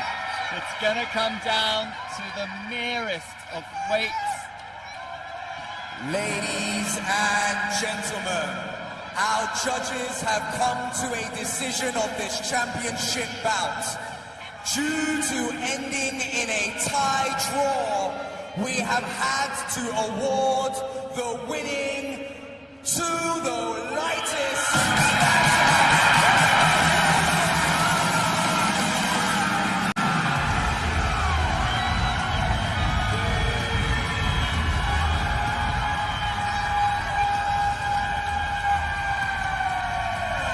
Just unbelievable scenes here in the second MMA championship in the final of the traditional women's MMA category on day 2. The fight has been decided by the smallest of margins. The lighter fighter was awarded the victory because of a draw, followed by a draw in the lightning round, which means Cambodia's Chendarat is the winner against Indonesia's Diana. Just incredible, and that reception was wild from the Cambodian fans. And look how excited the fighter is. You can hear the excitement behind us, and I can literally feel the vibrations from the audience screaming with delight. Here's some replays. Just incredible scenes. Both these women gave their all in the fight. Both landed some big shots. Those body kicks came through from Diana from Indonesia. There's a body kick from Chendarat. They exchanged. So I just found the official weigh-ins. And even though these ladies both fought at 49 kilograms, Chendarat, excuse me, weighed in at 43 kilos. She weighed in, what is that, 5? Let's see. Man, I can't do math right now. 6 kilos under the weight class. That's why she was given the win. That's remarkable against 48.8 kilos. Yeah. Wow. So she was significantly lighter than Almost her opponent. 6 kilos lighter than her opponent. That's why the judges leaned in her favor. What a phenomenal day of fights. Yeah, incredible scenes. When sport meets spectacle. What a sport, what a spectacle. Yeah, that was amazing. We saw some beautiful comebacks. And there you have it, the results of today. We saw our winner in the opening bout of the day. Prapmesh Deshpande won the lightning round against Hong Kong China's Hoi Tang Wong. On day 2 of the second AMMA Championship. We appreciate your support. Let's get one last round of applause for our fighters. And we're seeing those results here. Giovanni We Bacchus. invite you all back tomorrow for the final day where we will be bringing you semi-final and final matchups. Entry is free of charge, so we hope to see you again tomorrow from 2 p.m. Thank you and good evening.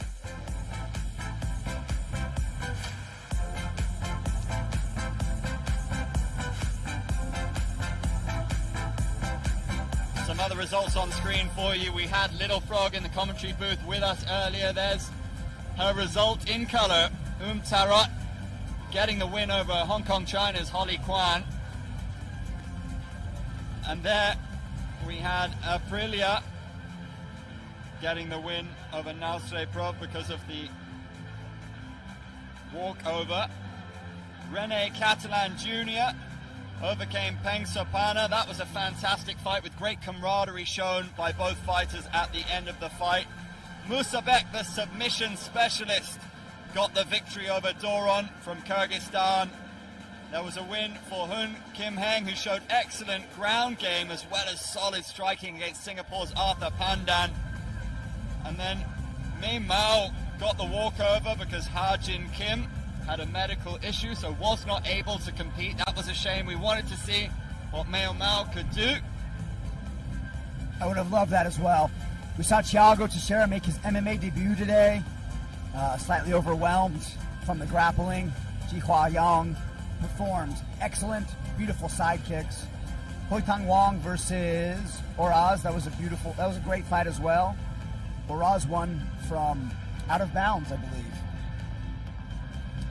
Thiago Teixeira made his MMA debut, and Young, with those side kicks and brilliant takedowns, was able to use his more advanced mixed martial arts experience to get the win there. Oraz overcame Hong Kong China's Hoi Tang Wong, who opened up the card, of course, in the first fight of the day. Aprilia got the win over Seo Young Park.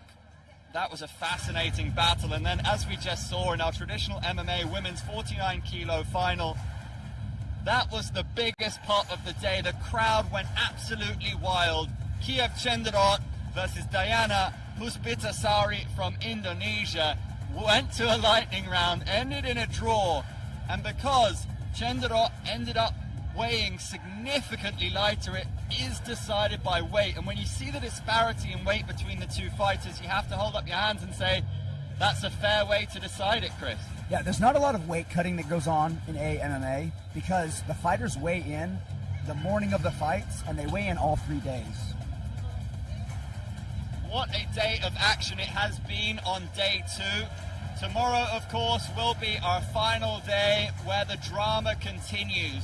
We'll see our finals, and remember, when we go down to a final, it's 5-minute rounds. For the majority of this competition, we've seen 2 3-minute rounds, and it's made for some incredible action. We've seen submissions, we've seen knockouts, we've seen lightning rounds, and we saw the unprecedented decision that came down to weight to round off the day.